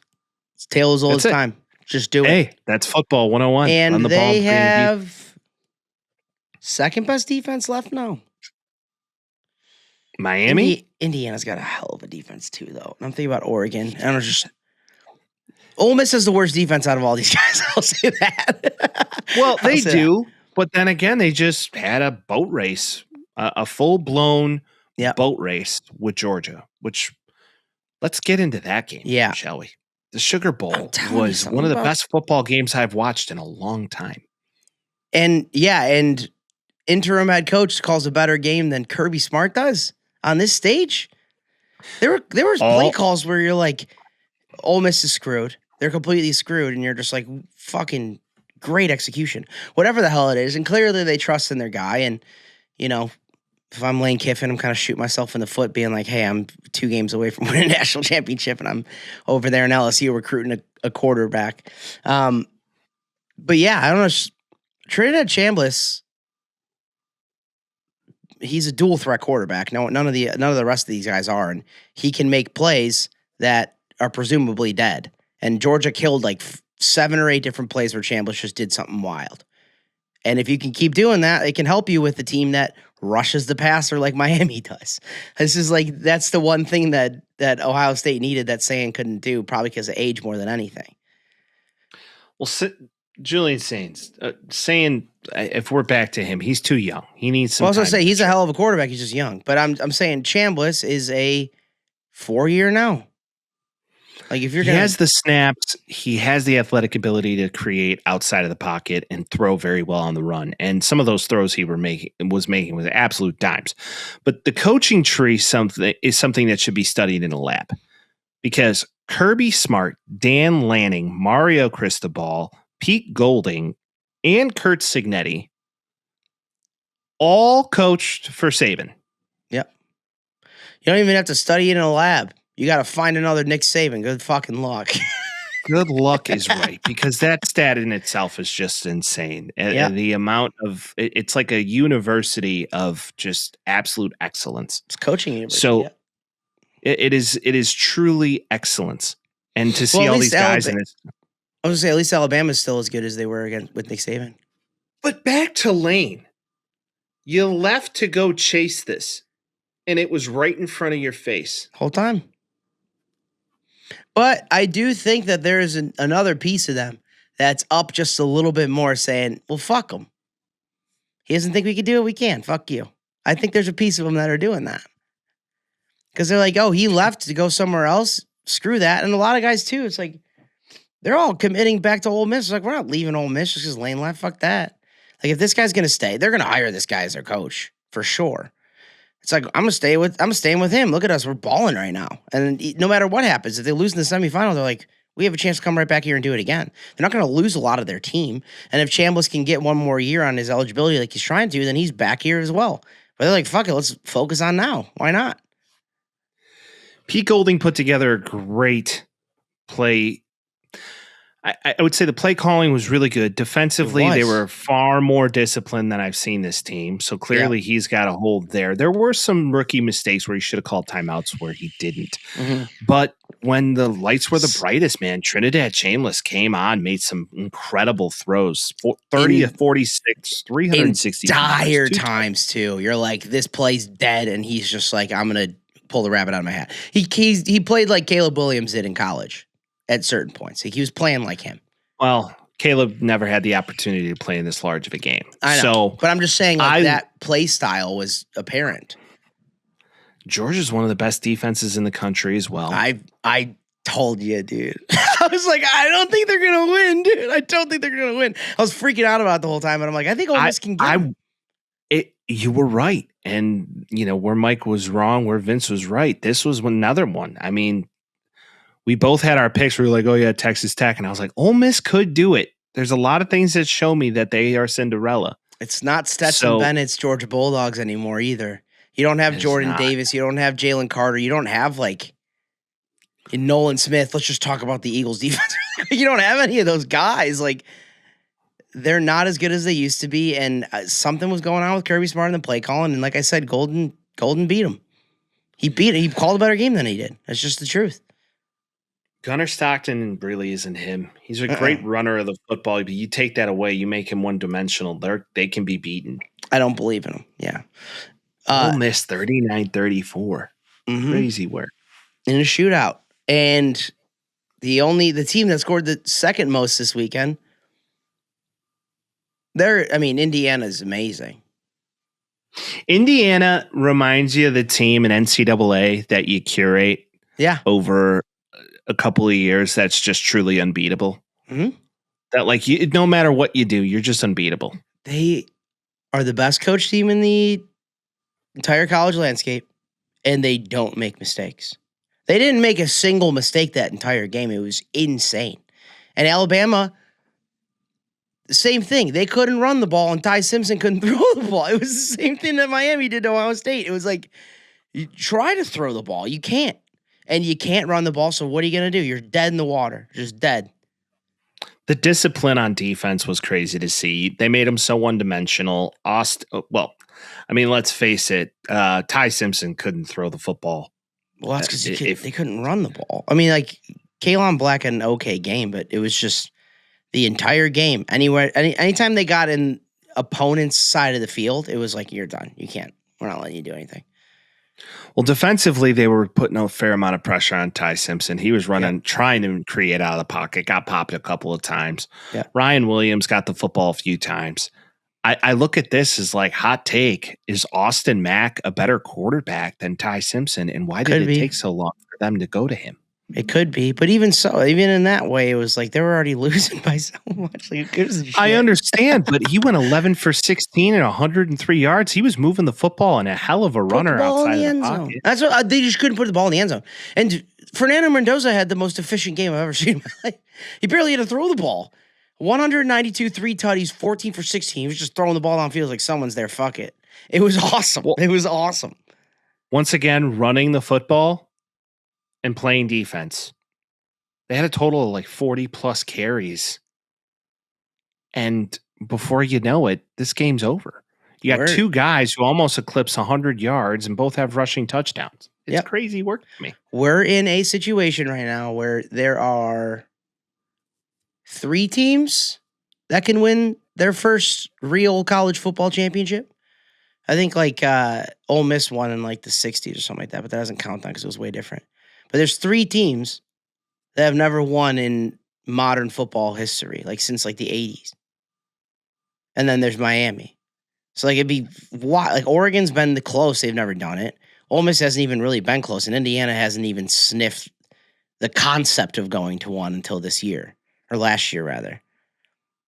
It's awesome. We're no longer are the days that Alabama's just going to go to every single one of them, which I love. No. There's the SEC's 2-7 the past 2 years in the college football playoff. They're bad in the playoff. It's awesome. There's a change of tide. There was another Paul Feinbaum interview that he had. Oh, his head's about to explode. He is the biggest dingus in all of college sports media. I'm so sick of him. People are like, you got to respect him. He's been around for so long. It's like the SEC is parked in his rear. I swear to God. No matter what he's doing, he's like, my sweet little baby SEC. It's like, Florida Gators could beat any of these teams. You're like, shut up. Or Alabama, if they were at home, it'd be over. It's like, shut up. They can't win games. You got to get over it. The Big Ten's the best conference in the country. It is what it is. Paul Feinbaum might. It would be hilarious if they create if ESPN gets rights to the Big Ten network, he just jumps ship to that. Because it's been so easy. It's been so easy to be an analyst for the SEC over the past 20 years. That's what I'm saying. And now he's so like smitten by them that no matter what happens, he just looks for an excuse. He needs to shut up. Well, he's an idiot, is what he is. They're in-season champions. That's what they are. They're in-season champions when you play, a dog water schedule. Well, and now he's pissed because you have to go to the playoff and play hard teams. He's like, well, this isn't how it used to be. It used to just be, now you got Vanderbilt that's good, buddy. Like, gear up. There's different SEC teams than your classic Floridas and your classic fucking Alabamas and all that. Like, you're not doing that anymore. You got Ole Miss that's there, and that's your last shot. Otherwise, it's a Big Ten or an ACC team. I feel bad for the players in this time. Specifically, just out of this whole thing, Ole Miss just comes to mind. I really feel bad for the players because they deserve coaches who are fully bought into doing what they're doing, and it seems like a lot of them had a foot in and a foot out. I do, but I also don't. It's the single best thing to collect, like to get the team together. They're on a fuck 'em tour, and that feels awesome. If they could go through and complete this to like the end, like all of them are just going to be like, boom. Told you. You wish. Doesn't count for you. Ole Miss, Leno's not getting the championship. No way. I'm rooting for Ole Miss the whole way. I'm not. No? If they do it, it's the Indiana. It'd be the most insane thing in the world for Indiana to be a national champ. You're gonna look at like the list of all the teams, and you're just gonna be like, "How the fuck did they get there?" That's what how the hell did that happen?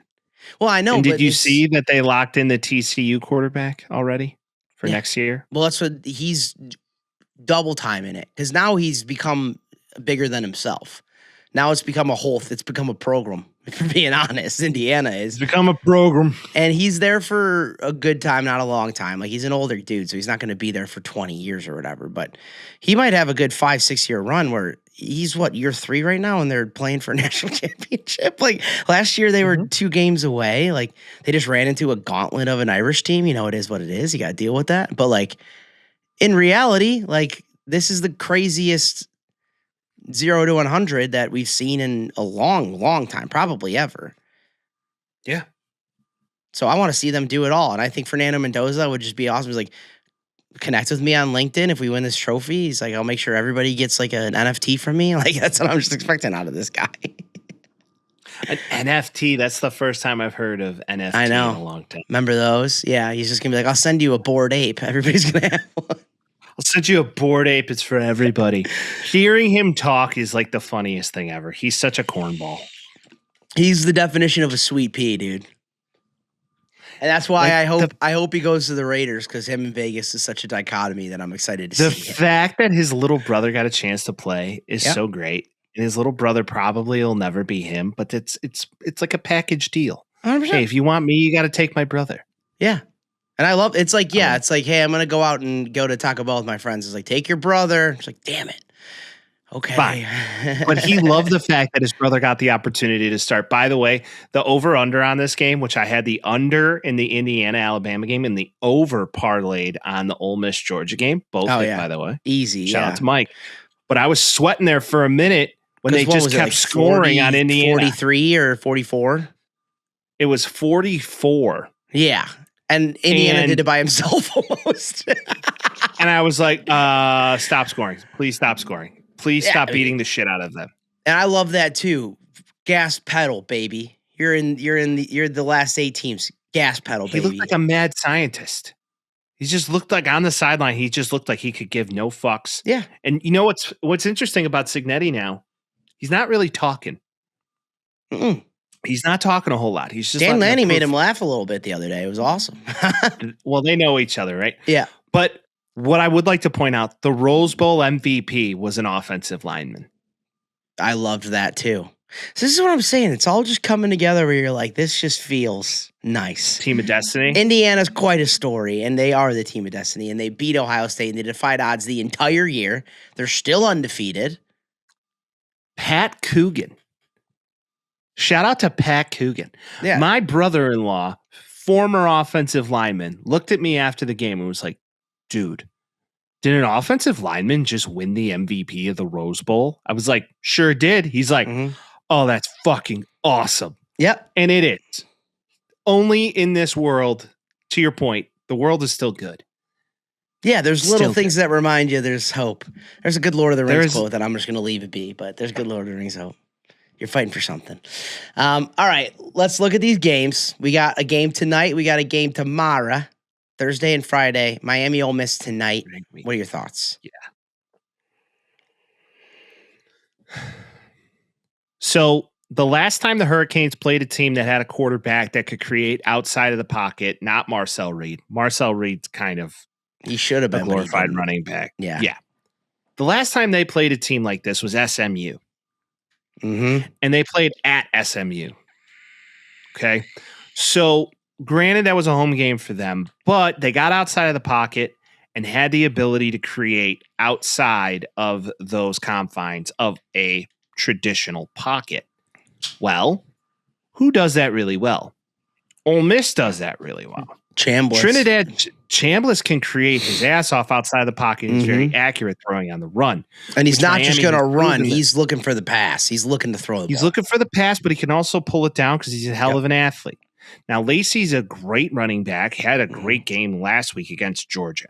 Now, Miami's front seven is truly impressive. Dirty. Ole Miss on defense scares me a little bit because they're a little gappy. Miami, on the other hand, has Carson Beck, who's not a wonderful thrower of the football and finds himself in troubles and in complex coverages. Calls 5 jet sweeps a game. Right. On the other hand, okay, you have Pete Golding, who coached against Beck at Bama and knows SEC very well, and Carson Beck's tendencies and what he does and doesn't do well. So they're going to be scheming up a plan to try and take down Beck and try and make him turn over the football. I think the turnover battle wins this game. 100%. If I had to throw a dart, I think the Rebels get the best of Beck, and I think the Rebels win a close game. Give me the Rebels 24-21. I think it's going to be a field goal, low scoring football defense. Yeah. I agree with literally everything you said.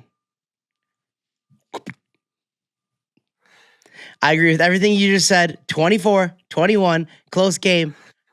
Miami squeaks it out. Because I believe that they're not going to put Carson Beck in precarious situations and they're going to rely on Malachi Toney, and that front seven is dirty disgusting. And I think they're better than Georgia's front seven, which in years past would be crazy, but I think this is the best line in the entire country. So it could go either way, but just something about Miami and also them getting disrespected going into the playoff. I could see him going in there and doing it. One could argue Trinidad Chambliss is the best quarterback Miami has seen all year. I'd say. CJ Carr was you haven't seen a guy like this. I know, but Julian Sain was like the Heisman candidate. And they shut his ass down. Sain never played a defense like that. Trinidad Chambliss just beat Georgia. I know, but I would argue that Miami's defense is better than Georgia's. And also, Miami could shut down the run a lot better, and I know Lacey's really fucking good, but if he can't run, then they can't throw. Different, but same. Oklahoma's defense is nails. Mm-hmm. Look at the great defense Ole Miss has played all year long. Well, Oklahoma got sliced and diced by Alabama, and they played Indiana's defense, and they couldn't score a touchdown. Don't forget that Oklahoma categorically in defense this year was top 5 in the NCAA. So I'm just going to throw this out there that Ole Miss has seen a defense of this caliber this year. Miami has not seen an offense or a quarterback of this caliber all year. Julian Sain's in his caliber. It is what he is. Is he? He was better than him. He was better than him. Shitty Big Ten teams. I was just gonna say he was better than him all year. He wasn't. He chopped up shitty Big Ten teams. Sure, I understand what you're saying, but the same way that you were saying it before, like I could see it going either way. I'm just saying if you can hold Lacey to 75 yards, they have a chance. If they start running and they can start playing play action, then it's going to get testy. But in the same way, Miami has not the best quarterback, but a bunch of tools in their toolbox on the offensive side. So if you get Tony going, it's the same thing the other way around. I could see it. It's not gonna be 42-40. It's not gonna be a shootout. If it is a shootout, then Miami loses by 10. Something about them, and we'll see. I mean, if you got to listen to it on Thursday, or you're already gonna know, but we'll see what happens. No, you won't. Tonight's the game, so that's what I'm saying. Hopefully, you listen to it today. That's what I'm saying. Hopefully, you listen to it today, because if you don't, then it's already happened. So, I don't know. I can see it going either way, but my guts and my butts are telling me that Miami wins this game. Okay, it's about to be a game. I really love this. Is it fair to say that the Peach Bowl is a little easier to pick? No. Oh, I think Indiana wins by 10. This is the second time this team has played each other. Don't think Dan Lanning doesn't know what Signetti's up to. Don't think that Indiana's better than they were then. They're like a well-oiled machine at the peak of what they can do. And I know Oregon is as well, but they didn't necessarily get tested all that much last week. So that could be a positive or a negative. But you cannot point out a team in the NCAA that's better than Indiana right now. I couldn't. Okay. Interesting. I mean, they beat Alabama by 1 million. They didn't have to play another team, but before that, they played Ohio State and they beat them. Like they've done so many things where I'm like, there's no reason to think they can't beat Oregon. Their defense is better and their offense is better. That's where my head's at. And coaching, I'm taking Signetti. Well, that defense, they're both from the same product. Defenses are very similar systems. Offenses are completely different. Quarterback talents are completely different. Mendoza, I feel like if you put him in a box, he may be easier to stop. So if you no one figure can out put him in a box. No one has, no one can. Well, because that offensive line is dirty, dude. Well, right. But one could say this is the best defensive line. I mean, granted, they just play Bama, but Oregon is formidable. Ohio State's a hell of a defensive line too, and they took care of them nicely. They did. And Dante Moore against that Indiana defensive line too. It's difficult for me to go against the mold twice, so I definitely believe Indiana, squeaks this one out. It's going to be a close game. I think both are close games. I don't know what's the spread. All right, we did this last week and it was fun. You want me to check? What's the spread in both? I'll check. No, don't check. I have them. What are the spreads in both games? Yes. The spread in Miami Ole Miss is 2.5. Ole Miss 3. Okay. And Indiana is 7. 3.5. No shit, the same. I guess, yeah, once you get to this point, they're going to list them both close. Now, the over-unders are interesting.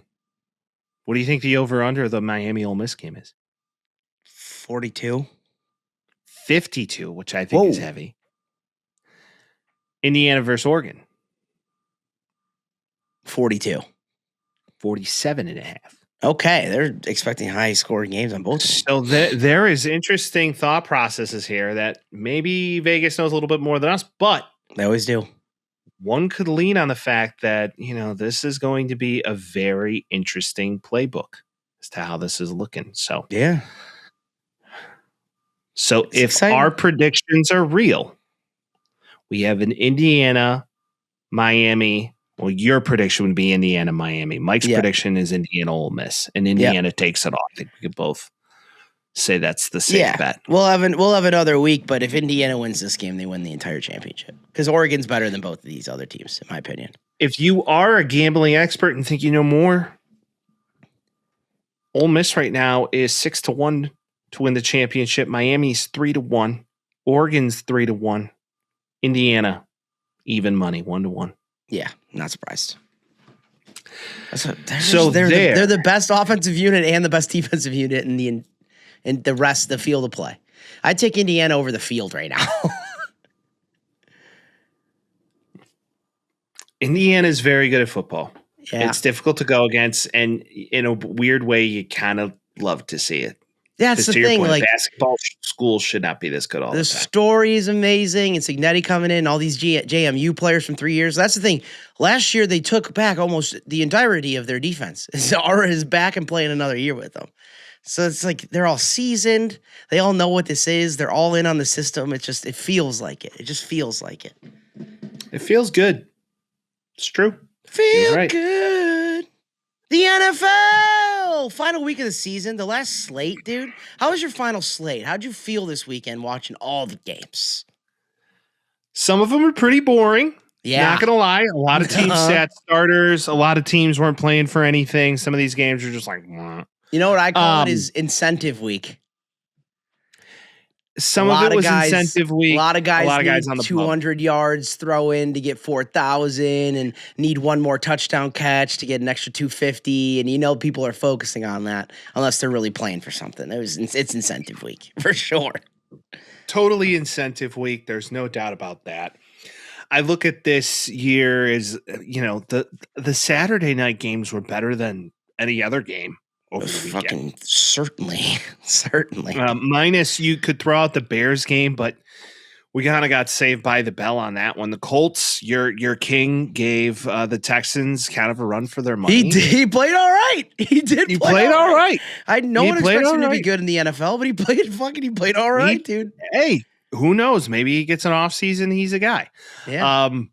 I looked at this week overall as just like, one of those weeks. Some of the games mattered, most of them didn't. And the ones that mattered were fun to watch. I was doing other things while I was watching for most of this, except for the Bears. That's what I was doing. Playing Hogwarts Legacy, dude. I was a wizard. You're a real wizard, Harry. Mm-hmm. Yeah, I was going to Beast class, and I was going to Defense Against the Dark Arts class and all that. Yeah, that's what I was doing. Can't you be bad in that game? I am bad. I already beat it once, and now I'm playing. I'm turning heel. I've gone full Slytherin. Okay, so what do you get to do? Like turn people into like mouses and shit? Well, you could do that anyway, but you could do the dark arts, which gives you like the killing curse. Use a Vada Kedavra and you just murder people. It's awesome. Yeah. So you just kill anybody at any time? Well, yeah, except for like, how video games usually work. You can't just kill random. Dumbledore's not in the game. Damn it. It's a previous. Is Hagrid in the game? No, it's all previous to all that stuff. It's like a pre-Harry Potter Hogwarts situation. It's a pre-hog. But it is canon. Is that like put the tip in see how it feels? Is that pre-hog? Yeah. That's pre-hog. It's foreplay. It's pre-hog. Pre-hog legs. Yeah. Pre-hog. But that for all my single fellas listening to the pod, just tell a nice young lady you want to give her the pre-hog. And she's going to run away and probably call you ugly. So I was talking Hogwarts. I'm talking about Hogwarts. I'm talking about Harry Potter. You seem like you like him. What are you talking about? I thought you were I'm a Gryffindor. Are you red hair? You come off as a Hufflepuff.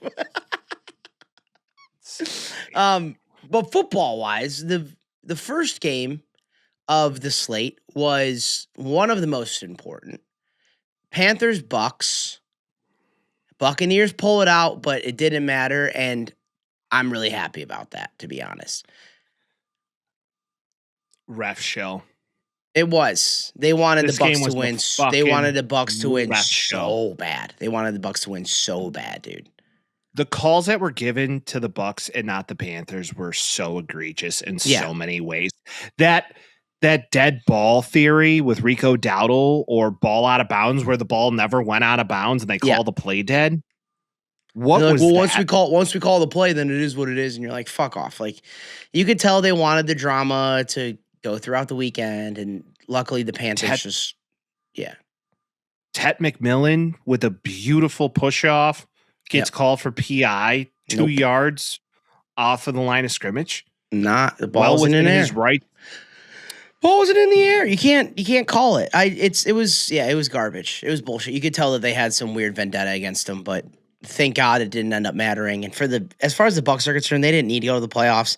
I don't need to hear Bucs fans being like, "We won the division again." It's a bullshit division win.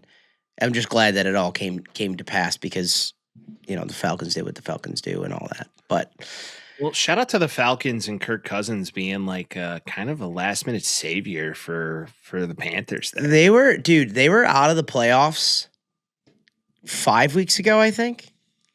and they finished the season tied for first in the division. This division's nuts. It's crazy to me to think that the Falcons, Bucks, and Panthers are all 8-9, and somehow the Bucks or the Panthers found their way into the playoffs. And my favorite quarterback out of all of them is for the Saints, and they seem like they have the best track forward right now. Tyler Shuck, man, he kind of fucks. I love that guy. Hell of a player. But to go in order, then we get Seahawks 49ers. This is the battle of the division. This is the battle of playoff seeding, and the Seahawks did enough. They did enough. The Seahawks, in case you didn't watch this game, controlled the line of scrimmage in every single way. Whole time. Offensively and defensively, running the football on offense, over 30-plus carries in total. Kenneth Walker with 16. Zach Charbonnet with 17. Kenneth Walker could care less if he gets in an end zone. He's going to run for almost 100 yards. They're not going to let him get in an end zone, to be honest. They're just going to keep going to Charbonnet. No, right. And McDonald said, time of possession. We're going to clear the time of possession. We get Michael McDonald out there going, you don't know me, but I'm your head coach. You want to know who wishes he still had him? Was Jim Harbaugh. That's for sure. Harbaugh, yeah, probably had him at Michigan guy. And then John Harbaugh had him in Baltimore. And then John gets the axe. If he had him still, who knows? Who knows? Maybe, but that's why these guys get what they deserve. And if I'm any team in the NFC right now, I don't want to play the Seahawks. No. I don't want to play them. Best D in the league, I think. That defense is filthy. I don't know what more I could say. Filthy. Brock dirty. Purdy was close to getting the ball in the end zone through that last-minute pick to Christian McCaffrey, and that ball was bobbled right into the hands of a defender. And one thing leads to another in ball game. Yep. Colts, Texans. Okay. Colts gave them their best run for the money. Yeah, Texans wanted to win that game. Run. Clearly, that's another thing that didn't end up mattering because the other AFC South matchup. But hell yeah, maybe on to next year. And Steichen staying, the GM Chris Ballard staying. Jim Irsay's daughter did a press conference and mixed opinions, but I don't really give a shit. But they're staying. I kind of like the lady. I think the lady Irsay is pretty cool. She's clearly wants to win. And she's a boss bitch. Yeah. She's kind of a boss bitch. You know what? I want to give a shout out to, their punter on the Colts having a throw. Rigoberto Sanchez had a throw. He got a completion. 118 passer rating, 1 for 1. Good for dog. Him. Best in the league. Dog. Riley Leonard out there doing Riley Leonard stuff. Let the boy run. Let the boy run, dude. 21 yards, rushing TD. Kid doing what he does. So good for Riley Leonard. Yeah. I think the Texans at this stage of the game are just going to like local colleges / men's leagues, 40+ leagues, 40U, one could say. Just being like, who wants to sign an NFL contract? Yeah. Because British Brooks, 13 carries, 63 yards. What you know about Britt Brooks, dude? Madden creative player is what that name is. As far as dichotomy is concerned, as far as teams that you trust, like the Texans' defense is top 2 in the league, and their offense, I couldn't even tell you what they're going to do on a day to day. Like it's you could trust exactly one side of that team, and the other side, you have no idea. Shout out to British Brooks. He doesn't even have a college on record. No, that's what I'm saying. They just created player him and then spawned him, and then he played. He went to North Carolina. Shout out to British Brooks. There you go. Bengals Browns, Stefanski's last game, and he's probably just as happy as everybody else. Zach Taylor staying. Congrats. Yeah. Browns won somehow. Yeah. Shador, man. Shador magic. But who really cares? Saints Falcons. We said already, Shucks the man. Kirk might get another deal. We'll see. Kirk better get another deal. That job no Raheem Morris anymore. That job is open, and it should be open. Mismanagement of that team. They're a Ferrari frame with a freaking Ford Escape engine. Like, get a line going. Don't lose Drew Dahlman and Grady Jarrett to a different team if you want some people up front that are doing their job. Like, you got to get a line going. You got to get some other dudes. Xavier Watts played his ass off this year. Solid receiving core, amazing running back. Kyle Pitts might be gone. You're looking in the middle and you're like, hey, there's some shit Kyle to fix. Pitts is as good as gone. You know my prediction for Kyle Pitts? LA? Kansas City? You want to know? You want to know he's absolutely filthy? The Jags. Oh. That could be cool. Oh yeah. Brendan Strange has been a hell of a tight end for them this year, though. But we'll see. Yeah, but think about it. Mm-hmm. If you had a Y type where you could put him in, out, you could do anything with a Kyle Pitts Travis Claus, B-Rob. Yeah, you're looking at a team. That's a squad right there. But that's a prediction for you. The Vikings and the Packers. Okay. The fuck was that? This is the thing. We're gonna see them next week, and they're not gonna have 3 points for some fucking reason. No, they're not. But they didn't play Jordan Love, so I know. It's all backups. Yeah, they went backups, which makes sense. And now they're going backups next week, and it is what it is. Clayton Tune is not a quarterback. It's just the reality of the situation. They're definitely not playing backups next week, and we'll get in the wild card round. But Titans, Jags, nice. Jags are good. I don't even care that they're playing Titans. They're good. They're fun. And they tied Jags up are very good. They tied that division up. Trevor Lawrence finally looks like he won a Heisman and won championships in college. Shout out to the Gardex. Shout out to the Gardex. Seriously. Shout out to the Gardex brothers. What a game for Dennis. What a game for Dennis. Yep. Doing big things. Cowboys, Giants, Dak gets 4,000, then they bench them. Giants, who knows what they're going to do next year, but congrats on making your draft pick worse, New York. They're keeping. The Giants announced they're going to keep Joe Schoen. Their head coach. Yeah. Oh, they're going to keep Cap. Yeah. He's going to be their head coach? Oh yeah. I thought they interviewed Jason Garrett. Oh, they did? Oh yeah. God. I know. Ugh. I know. Ugh. Yeah. A couple of the teams are going. A couple of the teams, and I think they interviewed Mike McCarthy too. A couple of the teams are like, we're going to interview everybody. And you're like, maybe not everybody, but. Well, the Bears did that, so I guess it fits. Yeah, and it still worked out that the one guy that they wanted is the one guy that they should have got. So who would have known? He wanted to be there too. Cardinals, later to your coach too. It seems like you're either going to the playoffs or you lost the coach. Jonathan Gannon, Pew Pew King is gone. Pew, pew, pew, gone. Laser beams, pew, pew. Pew, pew. Man, we're gonna have going all one of these over. days we're gonna have to do like tier lists of favorite things that happen on Strange and Unusual. That would be top for 2 years ago. That would be top for my favorite Strange and Unusual is that fucking guy. What a weirdo. Very big goofball. Very big goofball. Not a surprise. Did Stafford get his MVP back? I think he did. Yeah, there's not. I don't think he can go to Sweet Boy May anymore, which I'm happy about. No, I think age before beauty. Okay. Yep, agreed. Chiefs Raiders. Called it. You did. Called it. No, you didn't. I called the Chiefs. No, I called the Raiders. We're looking at the picks right now, Mike. No, you didn't. I swear to God, I did. Look at the sheet. We can go back and listen to it, but I'm pretty sure you didn't.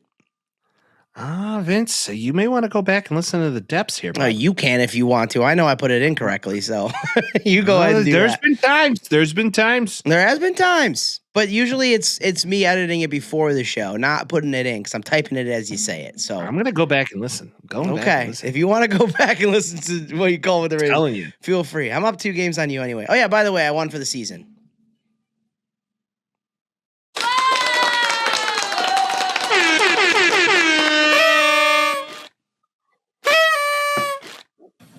Okay, let's go.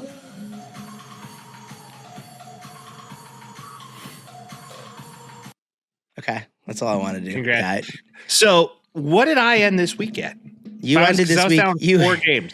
You were down 4 games, and you ended the season at you ended the week at 11-5, which got dicey.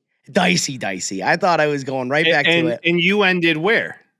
I ended up 9-7. So you were down 4. I ended up going 2 wins behind you, leaving us this year at 167 and 104 on your end, 169 and 102. We could put an asterisk if you picked the Raiders. That I would be 168 and you'd be 168. That's fine. Hey, either way. Who fucking knows? Take it. No. All I'll say is that, it's nice to win one because I won the first year and you've won the last 3, or the last 2. So it's nice to come back around and do it. So, all right. Hey, you got to know what it's like to be in the darkness to get out of it. So, yeah. But I will say it is nice that this is the last time we have to talk about the Chiefs this year. Boom, bitch. It's over. Patrick Mahomes will come back. They'll go back to it. Yeah, right. But I'm saying as far as this year's concerned, the only thing we're worried about is Travis Kelce retiring. He's going to retire. It's over. Feels like it, but who knows? Kami's Eagles had implications. The Eagles didn't give a shit about the 2nd seed, which helped us out a lot. They went out. They went ahead and trotted out Mr. Tanner McKee, and he had an okay game. Josh Johnson, the ageless wonder that's played for every team, ends up coming through. Commanders get a win 24-17. Solidifying the Bears in the 2nd seed, which they needed because I lost. Yeah. Which we'll talk about. All right. The Patriots played the Dolphins. Yes. There you go. Mike McDaniel's keeping his job, I guess. That's what they're saying, and the Patriots are good. All right. If they give him the opportunity to draft a quarterback, maybe that changes. Supposedly, he's in the conversations to get in their new GM, which is horrible. Because what do you say that is a head coach? You go into the interview, you're like, you like me? You think I'm cool? You're not going to... No. Right. And they're like, well, don't hire him. No, we don't like you. Oh. Well, then there's like, well, we're not going to hire him if we're keeping... you can't really have him be part of that. Yeah. True. You like me? Yeah, you're cool. All right, cool. Hire him. All right. Fuck him. He's out. You're in. All right. Why would your subordinate interview your boss? It's insane. Lions, Bears. That was weird. The Bears couldn't do shit all game, and then they finally started coming back at the end. It's the most Bears thing ever this year. I don't know what more to say. It's like this team doesn't wake up until the 4th quarter, and then you're like, oh, you remembered how to do things. Cool. Where was this in the first 3 quarters? It doesn't instill much confidence, and the defense needs to stop running zone the whole fucking game because they were getting diced up the middle the whole time. It was so bad. The defense isn't good. They rely on turnovers. We've been saying it all year. It's not good. They rely on turnovers. The one thing that will keep you from going further in the playoffs as a Bears fan is this pass rush. Subjectively, is just not good. Montez Sweat. The quietest 10-sack season.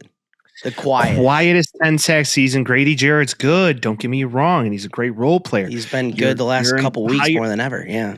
Your entire secondary is banged up. And now Brisker may not play. There's a lot of things here that you look at it like, okay, is Kyler Gordon going to come back?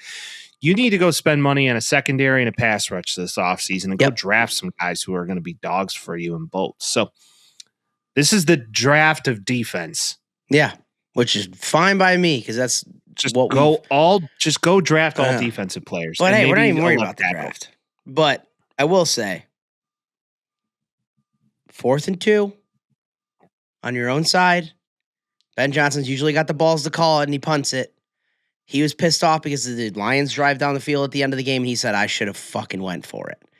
So that he runs into that same situation on the this sideline. week. You saw him lip go. Yep. I should have went for it. Yep. So that comes up this week. He's fucking going for it. I promise you. But I do like Colson Loveland did it. And he's like, if you're thinking about anything besides playing for the next 5 weeks, then I don't even want you in this locker room. So he's locked in. I'm ready to go. We'll see what happens. We've said it ad nauseum the entire year too. It's like they're not a Super Bowl team, but fuck it, why not? Like it's like the defense isn't a Super Bowl team, but fuck it, why not? Like just do it. Well, I have sky's the limit. I have some issues with DJ Moore the past couple weeks. I don't know if he's hurt. I don't know if he's sick. I don't know what's going on. But dude, if you're not going to show up, just sit. And he's targeting rookies. He's targeting Luther and he's targeting Colson Loveland and Cole Kmet. That pick that was thrown to DJ where he could have gone up and contested the fact that ball was a pick or even elevated to try and go catch the football and didn't even try. Mm-hmm. I have a real problem with that. And that shit, We get wide receiver 1 back this week, though, so we'll see. But we'll talk about it in the pregame. But Bears lose the Lions. They still keep 2 seed.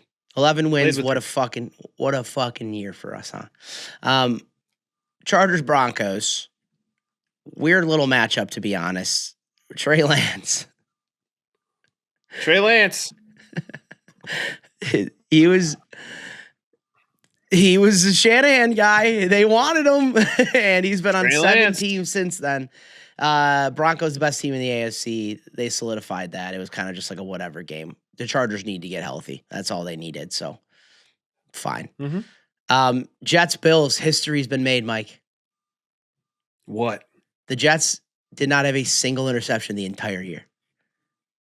Oh, yeah, that's right. Not one. Aaron Glenn is not going to get fired. Well, maybe now he does if they can go and get Harbaugh. like if you're the Jets, you go give all the money in the world to John Harbaugh and say, do whatever you want. Please. Yeah. I think it's a record, if I'm not mistaken. I don't think any team's ever gone in the Super Bowl era 0 interceptions all year, which is crazy. And Mitch Trubisky might be another Pro Bowl year because he looked fucking awesome. He looked awesome when he was playing this week. It was actually nice to see it. Now that we're not in like a hellscape quarterback situation, it's nice to see Mitch play his ass off. Good for Mitch. Mitch does best when the lights aren't very bright. Yeah, 100%. Yeah, no pressure. We're all good. And then finally, Ravens Steelers. Game of the week. They both were just like, hey, how do we figure out how to lose this game? And the Steelers are like, just like this. And the Ravens are like, what if we do it this way? No, wait, like this. I'm going to fuck it up now. The Steelers had, what was it, a priest come in and bless the stadium?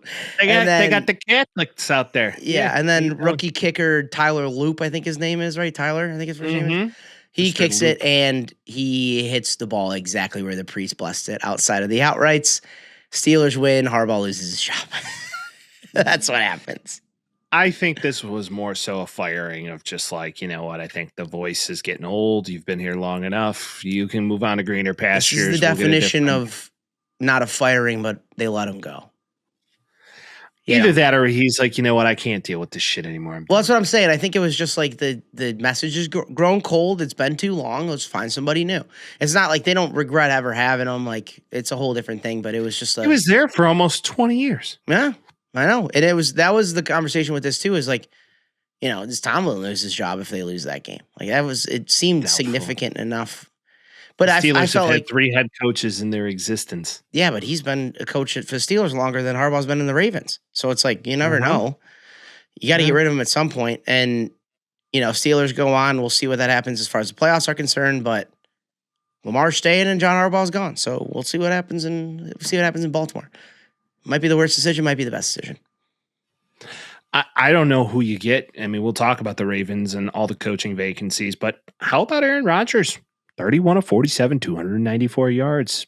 Took care of the ball. Touchdown. Looked good. Took care of the football. Hey, dude. I know they're the team in the AFC that you want to play, but I don't really want to play them. Like, I don't really want to play the Steelers. I wouldn't want to play him either. Kenneth Gainwell out there doing Kenneth Gainwell stuff. Yeah. I mean, Rodgers has made Kenneth Gainwell into a dog. Yeah. Yeah. And to his credit, Kenneth Gainwell's made Kenneth Gainwell into a dog. Like, he's been. Well, sure, but now he has a quarterback who can actually deliver the football to him. It's legit. He's going to dump it down to him. He's going to be laying on the ground. It's going to pop off his pads. He's still going to catch it. He's been their Swiss Army knife this year. And also Adam Thielen. I think it's the second oldest quarterback to wide receiver connection in the history of the NFL. Collectively, they're both like, what is it, like 80? Something like it. Real close. 42, or it's like 78 years old. Yeah, it's like 37, 42-year-old throws to a 37-year-old, I think is how old Thielen is. So, Ravens. I know what the oldest one was. It was Rich Gannon to Jerry Rice. Does Lamar Jackson just get a new offense? Does this whole thing change? Is it a similar construct? Okay. They bring in a guru. They saw what they said is, I like what happened with the Bears and I like what happened with the Jags and I like what happened with the Patriots. So let's try doing that too. But what head coach gives you the confidence to come in and? That's the thing.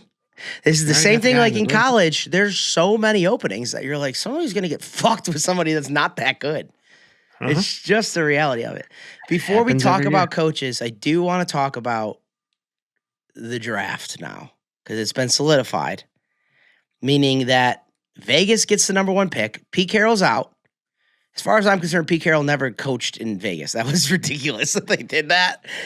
Ashton Genty, just an unbelievable pick for that team this year. Just unbelievable. So you get Vegas number 1. They get the number 1 overall pick. They need a quarterback. They pick Mendoza. And whoever goes to coach for the Raiders, this is probably the second best job you can get right now, gets their quarterback, and they go in there and they say, let's mold this guy.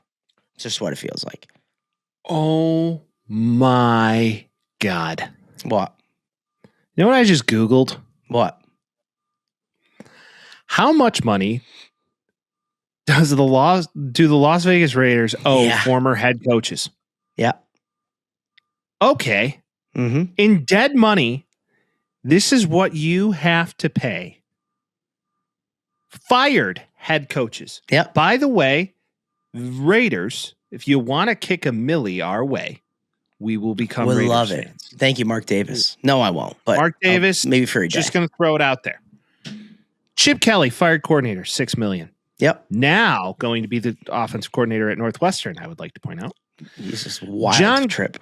John Gruden, former head coach, still owed $10 million. Josh McDaniels, former head coach, owed $10 million.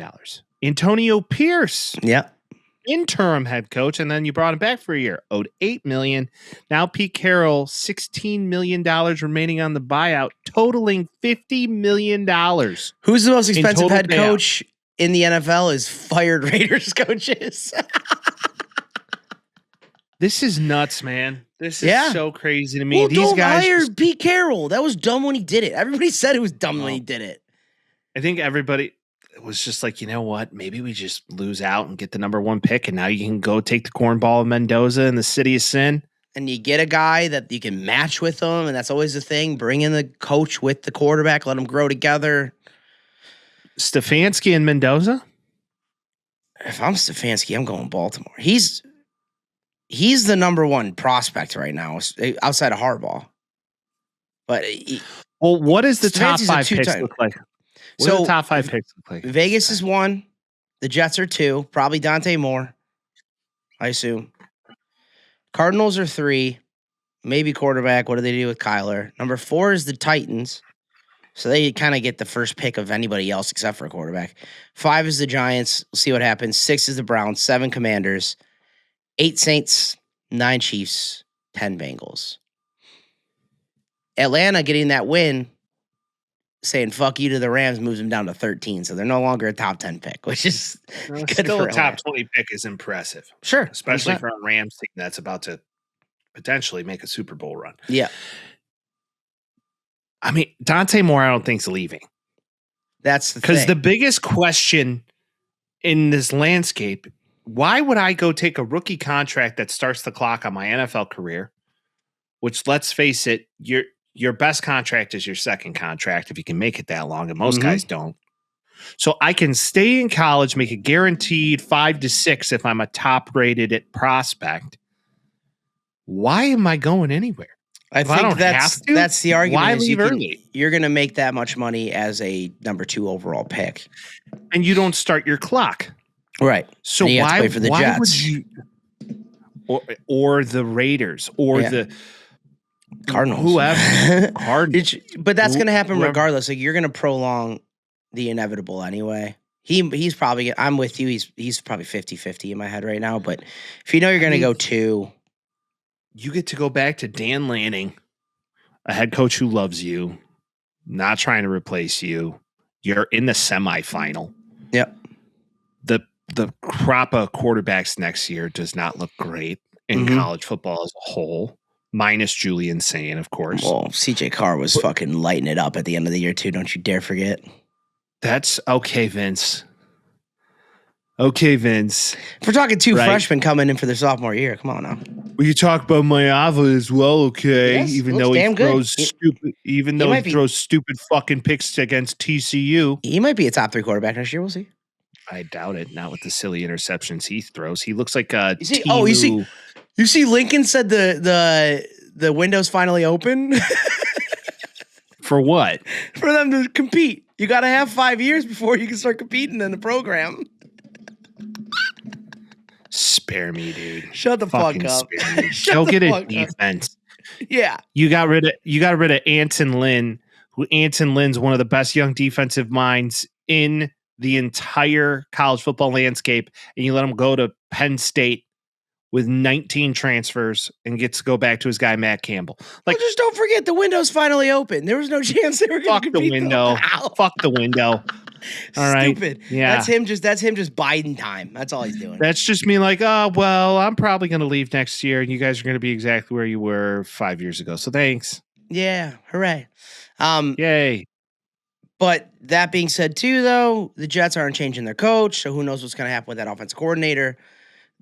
I'm with you there. Where, like, at least for the Raiders, you get a new head coach. At least for the Cardinals, you get a new head coach. At least for the Titans, you're not going to pick a quarterback, but you get a new head coach. Giants, the same thing. Do they keep Dart? Who knows? But at that 2 spot, you get Aaron Glenn still. But also, they didn't even have a quarterback this year, so who would have known? Justin Fields is not a The Raiders need to bring in an offensive-minded head coach who has the want to draft Mendoza and turn him into something. Bottom line. And I think that's any of these guys, right? Any of these vacancies, you got to believe in what the situation is going to be to turn it around. This might be the best coaching pool in the NFL in maybe 10 years. Yeah, but is it 15 deep? Years. You have Harbaugh. You have Stefanski. Does Harbaugh come back? You have Daboll, too. Immediately? Yeah, is that a good head coach? Who knows? Well, my thing is, Stefanski's a good coach.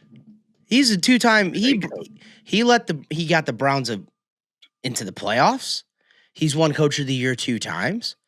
Like, you're just a coach of the Browns. You almost can't even get mad at him for you're at the Browns. Like, what are you going to do? It was the same thing with the Bears until Ben Johnson did well for 1 year, and we'll see what happens next year. But, like, right now, you got Harbaugh's number 1, Stefanski's number 2. People are talking Flores again. Bring him around. Jesse Minter, DC for the Chargers. Clint Kubiak. Jeff Hafley. Mike McCarthy. Chris Shula. Vance Joseph. Like, these. Cliff Kingsbury's gone with the Commanders, too. So, like, there's 6 openings. Cliff could be a sneaky one. Why? Because he's a really good offensive mind. Is he? His first year with any team, he's going to fuck you up. Yeah, I know. What happens after that? It's garbage. It's always garbage. Although this 9 weeks, to be honest. This year was not really his fault considering Jaden Daniels gets hurt. Yeah, but they were still like, ugh. And they were old. They were old, and all that makes sense. But again, it's like, didn't work out too well in Arizona. They need another coach. They need another coach again. Like, it's and then the QB carousel starts because Kyler's he's good as gone. Right? If they don't draft a quarterback, then he's probably a Jet, I would assume. Maybe Kyler just decides I'll go be a backup somewhere for a minute. Yeah, more time to play Call of Duty. That's the way to do it. Yeah. Or maybe Atlanta is the spot for him because who knows if Penix is going to work out. Well, and whoever takes over as the head coach, are they going to want to say that Penix is their guy? Or do they want Kirk Cousins to come back again and immediately try? Who are head coaches in the NCAA landscape right now who'd be like, fuck it, I'm out, I'm going? I think a one. Lane leaves LSU. No, Lane just got paid almost $100 million. So I know. Well, that's what I'm saying. I don't know why you'd even move for that much money. Like, Oregon's not losing their guy, Ryan Day. I have one. Who? Kirby Smart. Oh yeah. Why wouldn't Kirby just be like, I don't want to deal with this shit anymore? You just lost in the playoffs 3 years in a row. Yeah, but there's not a lot of proof that college head coach to NFL head coach works out well. Some do, some don't. But Kirby, this time around, when's the last time it's worked? Drunk and drive Chargers, he has to like actually make do them something accountable about it. Yeah. But it's like, do you bring him to the Falcons? That's the thing. Like, when's the last time a college coach worked? He would be great on the Falcons. That'd be hilarious. It'd be hilarious. It'd just be like, just straight up switch it up. Just stay. And every Georgia. Falcons fan, probably 50% of them are Georgia Bulldog fans, so they're probably jacked. Would love it. Yeah, bring in Kirby. Yeah. But and old Arthur Blank would just be that. I knew your greatest uncle in 1927. Yeah, right. And him and I used to go to the local thrift store and get milkshakes. That's your rhyme store. Oh yeah, there we go. There's milkshakes. So, okay, so Urban Meyer, maybe Urban. College, no, I'm saying these are guys that went college to NFL. Urban Meyer. Oh, okay. Cliff Kingsbury for a little bit worked out great. Not Matt bad. Rule. That happened. You can go Pete Carroll. His first stint wasn't that great. It was okay. Jim Harbaugh is a good example of it working, but he was already in the NFL previous. And then after that, you got to go back to like Jimmy Johnson. Tom Coughlin. Tom Coughlin was good. Saban was going to be good. That was a bad situation. Quarterback. But this is what I'm saying. Like, you can't just go and buy the quarterback. You got to get the quarterback, and you got to make the quarterback. And that's the hard thing, because the quarterback in college is not a quarterback in the NFL. You know that too well. And that's my fear for Mendoza, to be fair. I agree. I don't necessarily think he's going to be necessarily translates. But he will be number one. And he's got the size, he's got the arm. Is it going to happen? Okay, so let's do this. Top 3 jobs, in your opinion. Baltimore's one. Yeah, easy. The fact that you get the first pick and you have a slew of picks to play with, the Raiders. Yeah. 3? This might be the 3. I'm going to say Tennessee, man. Because you get Cam Ward. You get Cam Ward. You get to walk into a situation with a young kid who's motivated and also a slew of draft picks. Yeah. So Cam is a dog. There's no doubt about it that he's going to be good. It just needs the structure. Yeah. Stefanski would be a great guy to have in Tennessee. I can see that. Yeah. That would make a ton of sense. I want to say Atlanta, but they got a lot of money on contracts, and they have a really confusing quarterback situation. Yeah, it's weird. Okay, so then top 3 candidates then for coaching is Harbaugh. Easy. And then Stefanski. And then I don't know what the Ravens are going to do. They might go coordinator. They might just surprise you and bring in like a homer, because that's what they did when they brought in Harbaugh 18 years ago. Nobody knew who the hell he was. Well, yeah, there's no like offensive guru Ben Johnson, Sean McVay, Mike McDaniel going around there right now. Do you want to give B-Flow another try? That didn't end up great. Well, he wanted to draft Justin Herbert and got told, no, you're drafting fucking potato brains. And that worked out great too. Yeah, and he's going to be on a different team next year too. Think about it. If he gets to draft Justin Herbert to Miami, it's a completely different landscape in the NFL for sure. today. So probably him number 3 or Jesse Minter. Everybody's really pushing for him too.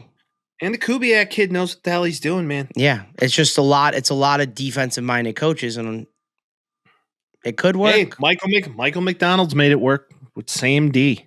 Yep. By running the football. He also brought a guy in that can run the hell out of the offense, and he might lose him this year too. So maybe. That's usually how these things work. If you're good and you're good enough, people take notice, and you don't stay a long time. Yep. That's why you got to get. You got a guy. You better be your head coach. We have a ton of time to talk about the NFL coaching carousel. Let's talk about the games, baby. Let's get into the real deal. Okay, wild card rounds this week. Did you pick last week or did I? I picked first last week. You picked first this time. I really want to dive into these matchups. I want to dive in. Okay, we will. NFL wildcard. First game on the slate this weekend is this Saturday afternoon. Rams-Panthers at the Panthers. This is going to be a game. So dumb. Maybe. Maybe not. Do you have an issue with the seating? A little bit. A little bit.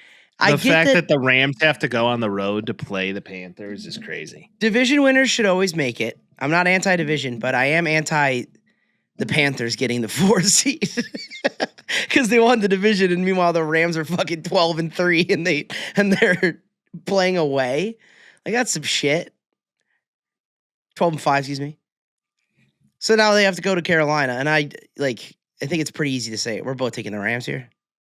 Yeah. Yeah, it's hard to argue against it. I think the Panthers were a fun story this year. Maybe, yeah, the Panthers are a fun story. Go get a draft. I mean, hey, this is like the hot guy coach game. This is like the hot guy coach. Yeah.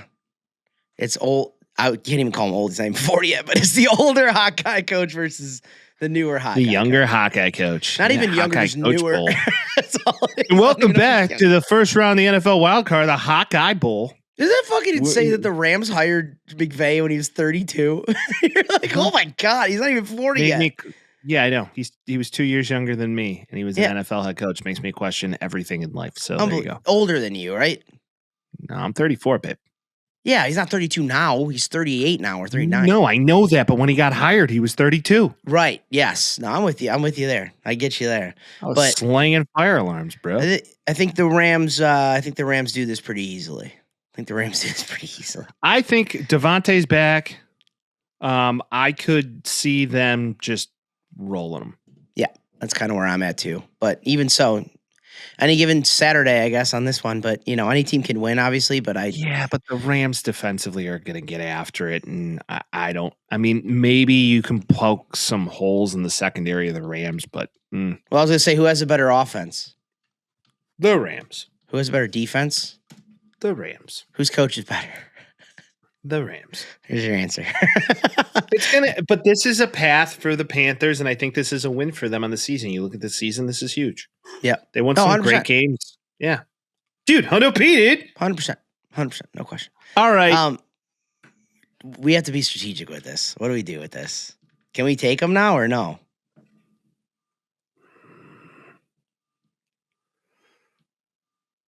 No. We can't, but I'm not going to bullshit and be like, Packers are going to win, obviously. I'm not going to do that, but we're taking the Packers. No, maybe we got to take the Packers either way because I'm not putting the Maloik on the team. I'm not betting on this game. No shot. And if you're a Bears fan, do not, this is the holy grounds. Do not touch this game. No, God, no. Because this is holy grounds. I always find when I bet on them, something happens. Yep. So don't bet on them, and good things usually happen. So the Bears and Packers. Packers come into this week favored. Bears are now favored. So clearly Vegas doesn't even know what the fuck to do with it. Nobody knows what to do with this game. I don't either. I don't think the Packers are good. They're playing the Bears, so it's different. It's just a different thing. And like Toyota-thon is over now. So does that mean Jordan Love goes back to being bad again? Like Rome's back. I don't know what to expect. I really don't. You play this team close the past two times you played them, so I would assuming it's going to be a close game. Yep. If cardiac bears are going to cardiac bear, it's going to go down the final quarter. This is going to be something that you look at it and just say, okay, let's go put our best foot forward. Let's go develop some sort of a pass rush. The Packers are banged up on defense. They did sign Diggs. Mm-hmm. Which is kind of a thing. But he can't cover. He can just intercept. He's the whole Bears offense. Our defense. Right. But then I said, go get him. I knew somebody in the North was going to take him. It just was the Packers to say, yeah, let's just shore him up. Well, and we got CJ Gardner-Johnson. And you're like, oh, well, he's going to take that role. And now he's injured. So now he's injured. You have no depth in your secondary. Why I said maybe you go sign him. It's better to have a warm body than have him against you. And he's a pick merchant. Yeah. Running game is going to be everything in this game. Yep. Supposedly. Snow on Saturday. Snow. Oh, this is going to be the most Bears-Packers game of at all home. Time. This is going to go down in the books. It's going to be loud as shit. It's going to be louder there than it's been in 10 years. Well, the running game needs to go off, and you need to come out hot and put four quarters together. Yep. They have not done that all year. If you're going to win this game offensively, you can't get hot in the second half. No, you have to play consistently well all four quarters. Yep. And as a fan, it's like we would play the fucking Packers, and like as fun as this season is, like you can't lose to the Packers or it just kind of fucks everything up. So like that's what I'm scared about. I barely even want to watch it, to be honest. It's gonna suck, and I'm just gonna be stressed the whole fucking time, and it's not gonna be fun. And if they win, it's gonna be the most joy I've ever had in my life. So I already know it right now. Just We're both taking the Packers. We'll see what happens. That's where I'm at with it. I just can't pick.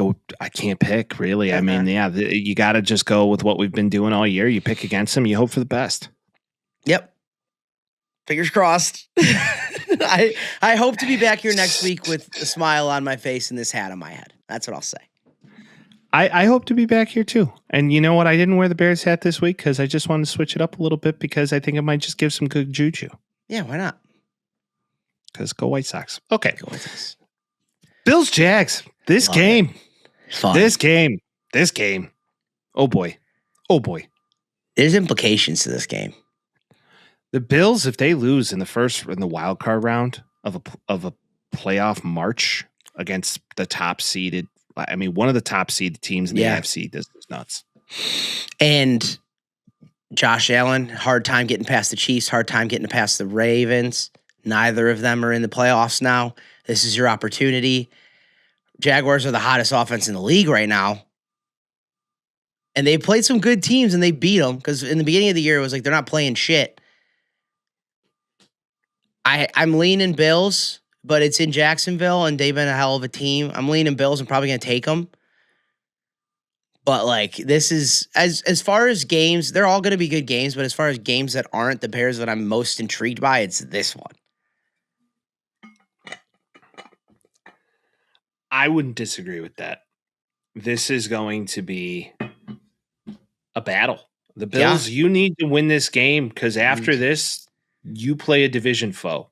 Yep. So now go.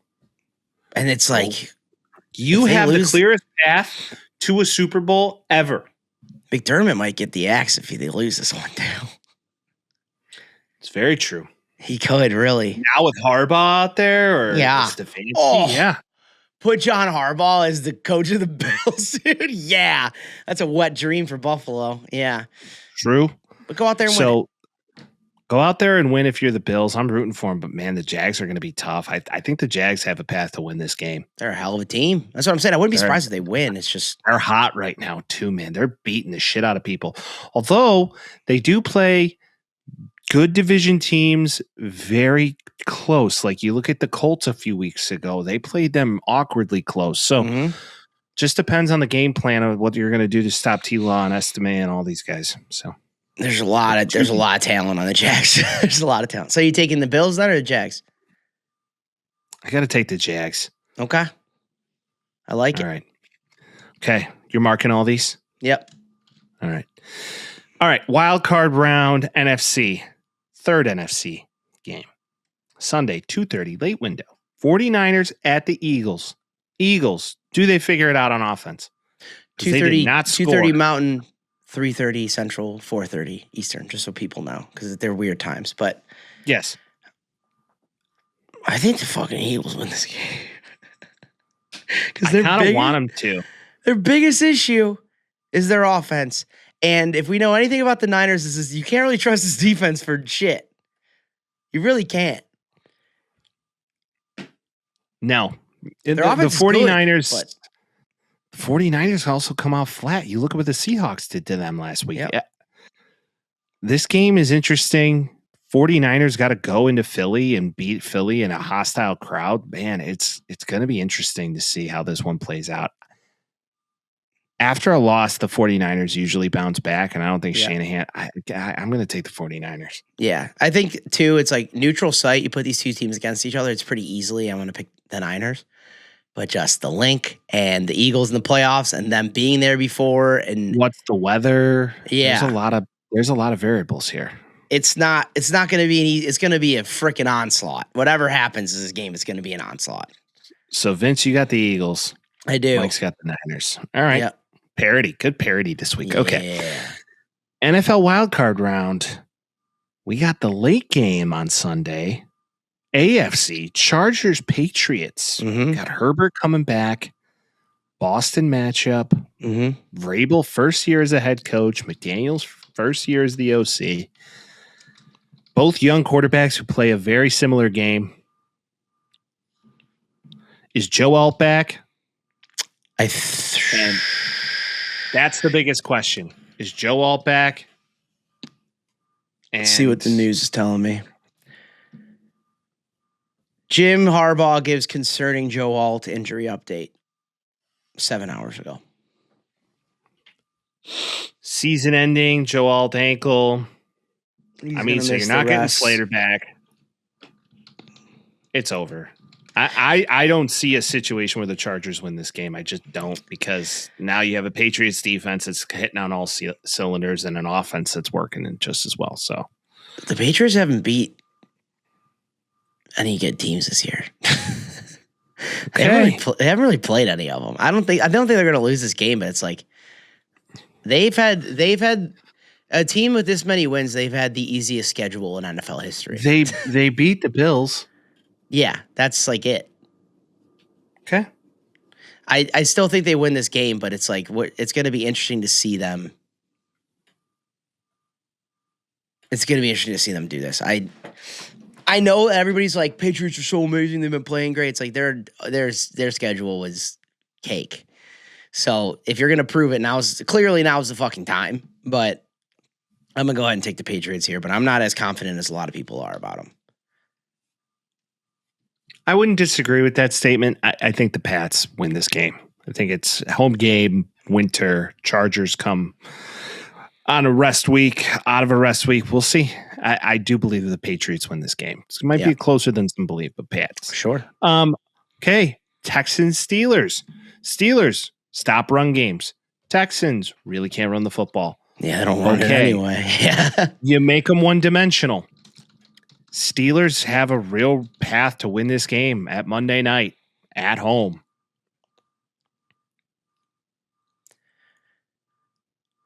Okay, so Mike Tomlin, 20-22 on Monday night. That's not right. That can't be right. I'm trying to see how they do it. Like, Aaron Rodgers is good on Monday night. He's good in prime time. Mike Tomlin, I feel like it says he has a winning percentage of 870 or higher on Monday nights. Oh, he has 22 wins and 3 losses, or 22 wins and 4 losses on Monday Night Football. Mike Tomlin does in his history. 870 winning percentage. If they're at home, he's undefeated at home on Monday Night Football. Take it for that, what you will. I don't think the Texans. I'm rolling Steelers too. I don't think Texans win this game. I think they're good. It's just their offense isn't that good. They need to go draft a running back like tomorrow. Yeah, and the thing is you can look through them all, and like I don't necessarily trust C.J. Stroud, and they've had Joe Mixon who went down. Nick Chubb isn't the same as he was before. Woody Marks is injured. Like, what are you gonna do? Like, they don't have anybody to put in there. I'm rolling Steelers too, dude. We could look very stupid after this week, but I'm rolling Steelers too. Yeah? Yeah. You must. Something about it just smells that the Steelers are going to do good. I think the Steelers, Rodgers is back in the first round of a playoff game. The first time in a long time. He's going to be playing. You get DK back. Yeah. It's about to be a game. It's about to be a game. What a clean year of NFL football. I can't believe we're in playoff talk. I can't believe we're in the playoffs and we still have hope. That's the first. We've never. Who would have thought? Not us. We've never recorded a podcast past week 10 where we've had any hope of going to the playoffs. No, we haven't. Hey, in Ben Johnson, we trust. Mm-hmm. Okay. Come hell or high water, unfortunately. Yeah. He is it's not unfortunate. It's very good. Well, I know. He is a wonderful head coach. We're 11-6. Yep. We're 11-6. I know. Some would argue nobody would have thought we would have won 8 games. Our predictions were 8-9, 9-8. Hopefully, we were able to move the goalpost this year, and that was nice. But that's huge. Get out there and get a fucking win, you know. And if they don't win, I'm going to be mad because I'm a goddamn fan. Well, of course, and it adds more to the lore and the Packers and like the heartache that we felt losing these games in the past when Lovie Smith was the head coach and Mark Trestman was the head coach, and those were days that you John just Fox, Matt Nagy. Matt Eberflus. Right? So you just look at it like, okay, let's go string 2 together and let's change the vision of what this team is and how we are portrayed nationally on a national scale. Yep. At home, in the snow, Bears football. Show up. Let the haters play the fucking game. Let the haters play the game the way that you have played it over the past season. You've played games like this. You've played in bigger games than this. I hate to say it. Think about the Eagles on Thanksgiving. That was the biggest game you've played all year, and you won. And you almost won against a very good 49ers team. So you have the facilities and capabilities to perform. Go perform. I'm going to need you to lock in, Chicago. Fucking lock in. Get Rome back healthy. Come on. Try and get some guys back on defense healthy. Develop some sort of a pass rush. Go give this motherfucker another concussion and let's roll. Heyo. Bring in Clayton Tune. I don't know what to say, but go play like you're pissed. I don't wish for anybody to get hurt, but you know what? It's the Packers. Fuck the Packers. And win a game, baby. It's the playoffs. You lose, you go home. So win and stay. No trips to Cancun. He said it. Here we go, Mike. Here we go. Here we go, Vince. We're back. We're back, baby. We're back. Okay. Don't want to get too high. Don't get too low. Let's just go win. Shout out to the commies. If you're a commie fan and you got us this far, we love you. Thank you. Yeah. The turntables have turned. We forgive you for that terrible game. Got the same thing happened. Same thing happened this year. I saw a tweet today that was like, the Bears could have had Dan Quinn. They could have hired Cliff Kingsbury as their OC. They could have drafted ... And then everybody was like, cold take, freezing cold take, bad idea. So, well, what a change a year makes. You know, what a difference a day makes. What a difference a year makes. Let's go Bears. If you've been listening this far and you're a fan of the Taxi Squad podcast, we're just grateful to have you here in year 6 now. We encourage you, go back to listen to season 1 if you want to laugh. It's so bad in comparison. It's so bad in comparison and just shows how far we've come because, hey, that's what you do. Well, like you said, what a difference a year makes. We're going to continue to bring it to you people and do it every week from here on into the future. All right. Mm-hmm. Right into the future, bud. Right into the future, bud. We're going to, I mean, the amount of structure we're going to have in the future is just going to be like brickwork, Catholic churches all around. So, just pay attention to that. And 312-725-2107 if you want to talk. We'd love to hear your thoughts. And we'll see you next week. Peace. Talking Tales with Mike and Vince. Oh, jazzy beats while we dispense. Yeah,